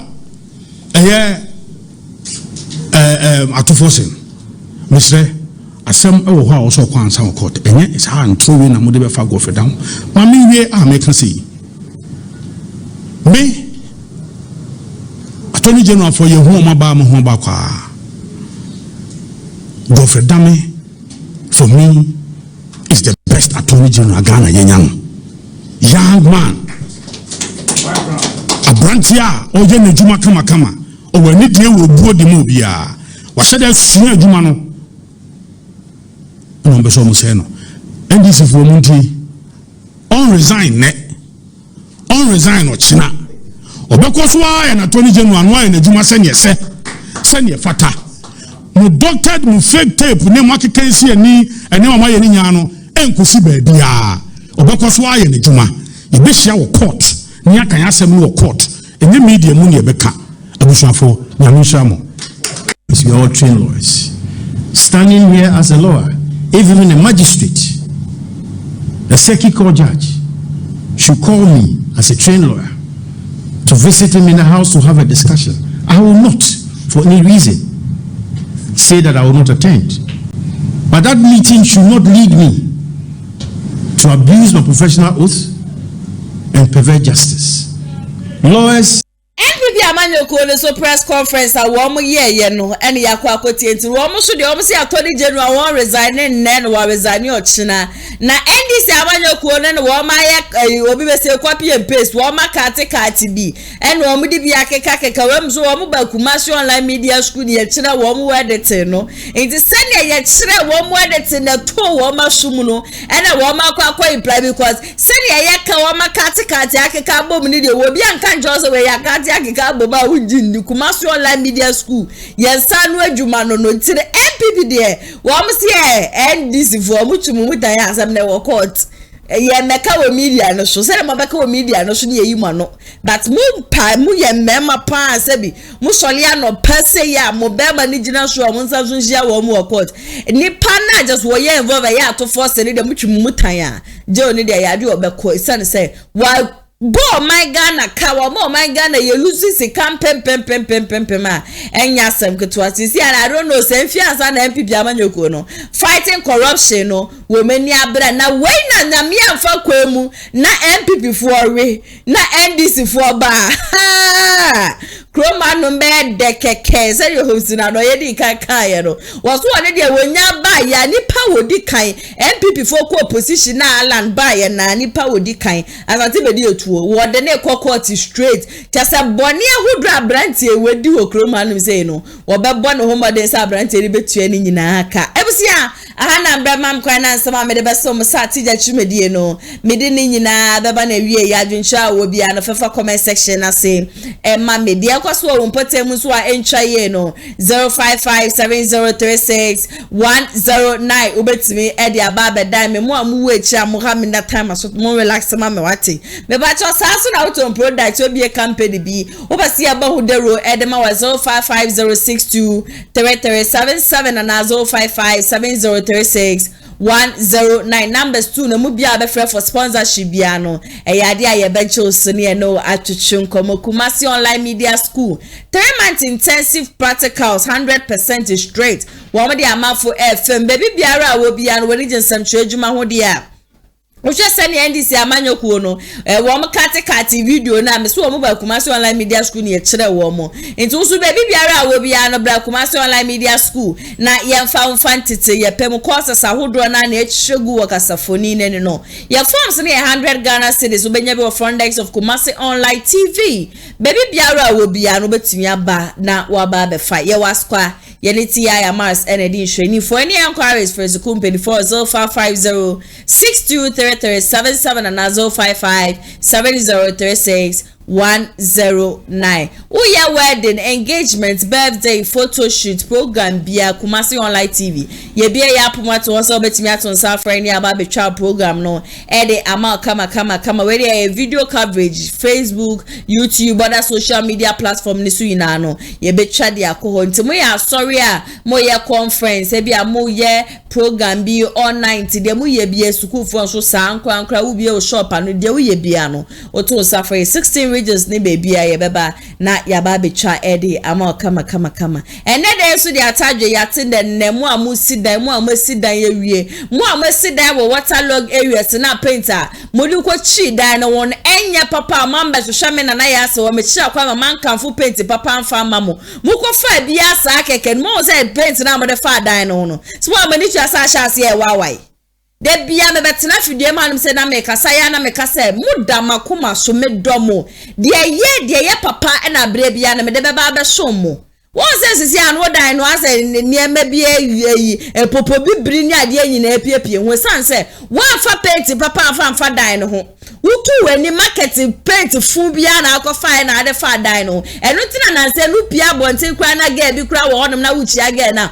wotu na ni hwe wo dan na esi eche di paint bia wo dan no ho na wo ne kasa kura wo mbe so obefiu no me ka fu sa paint we ye da shuri di amount we ye fa American paint we your original bibia amfra nyanum de na akoto ye no de niam afrafro so wuni ma me ka kire we no e your original one na nkasa me pacho Tobi upese ya ye de brewa akonya no wo honom number 2 no se wo Ghana wo bi memu number 2 na mu bia be fa bia no bebi biara wo bia no e ya de ye di paint ni bi ye de be brew e wo honom sa so na mo amuni adwuma ye enne na ya se wo de bia me kasa mu da makomo so ye papa makopa adwuma de abremu mo amun so bia mu ye adwuma na so paint na mafu ba bia no wo mu complain me pacho sa paint na ka wo shop ni mu ina kotugu ne kotugu enye papa esa na wo business ni na beko fom na to safra ye ne yembrel American paint original one ni bi na fagu shop ni mu na ton colors by na pe colors bia ope bia no wo benya bi ewo yaso ye me pa cho mo so amoton cars ye betumi a shepe ka afro bi memu di abrew wo na ya se wa de medomo nti metina sedwi ho ade beboa mo no eno na abre bia na mekofa by mo amu crackers afro bi memu anaje se duty ni ade ni agide afro so kawakoma tuyim kawakoma etuyem sabe ya me na mo ka say the United States number na eda honom no mesre wo frɛ unya frɛ ye na ode oni ye ntwetwe nkomo wiepe wo kaase na wo pese wo kra firi obi memu be pie mu o man Ghana no ye de ni nyina beba ede amamo mo so a paint no pemie sa bese ye ankase ye deliver ma 16 regions ni be bia e ya de ye be deliver ede ama numbers 2 no emu bia be frɛ bia no me se ya de ye be jo so wo pese bia wa wo nante ba ya so a ye so de ne Kumasi no ye wo Meduma market ne Meduma market wo de wo Meduma de enya yira kwan wo de wo bisa akora wo de wo hia trotro da ba bia wo kodu Kente akase wo ko Meduma ye de wo be ko sa so na number na MTN Ghana number no mesra wo betumi afrɛ ye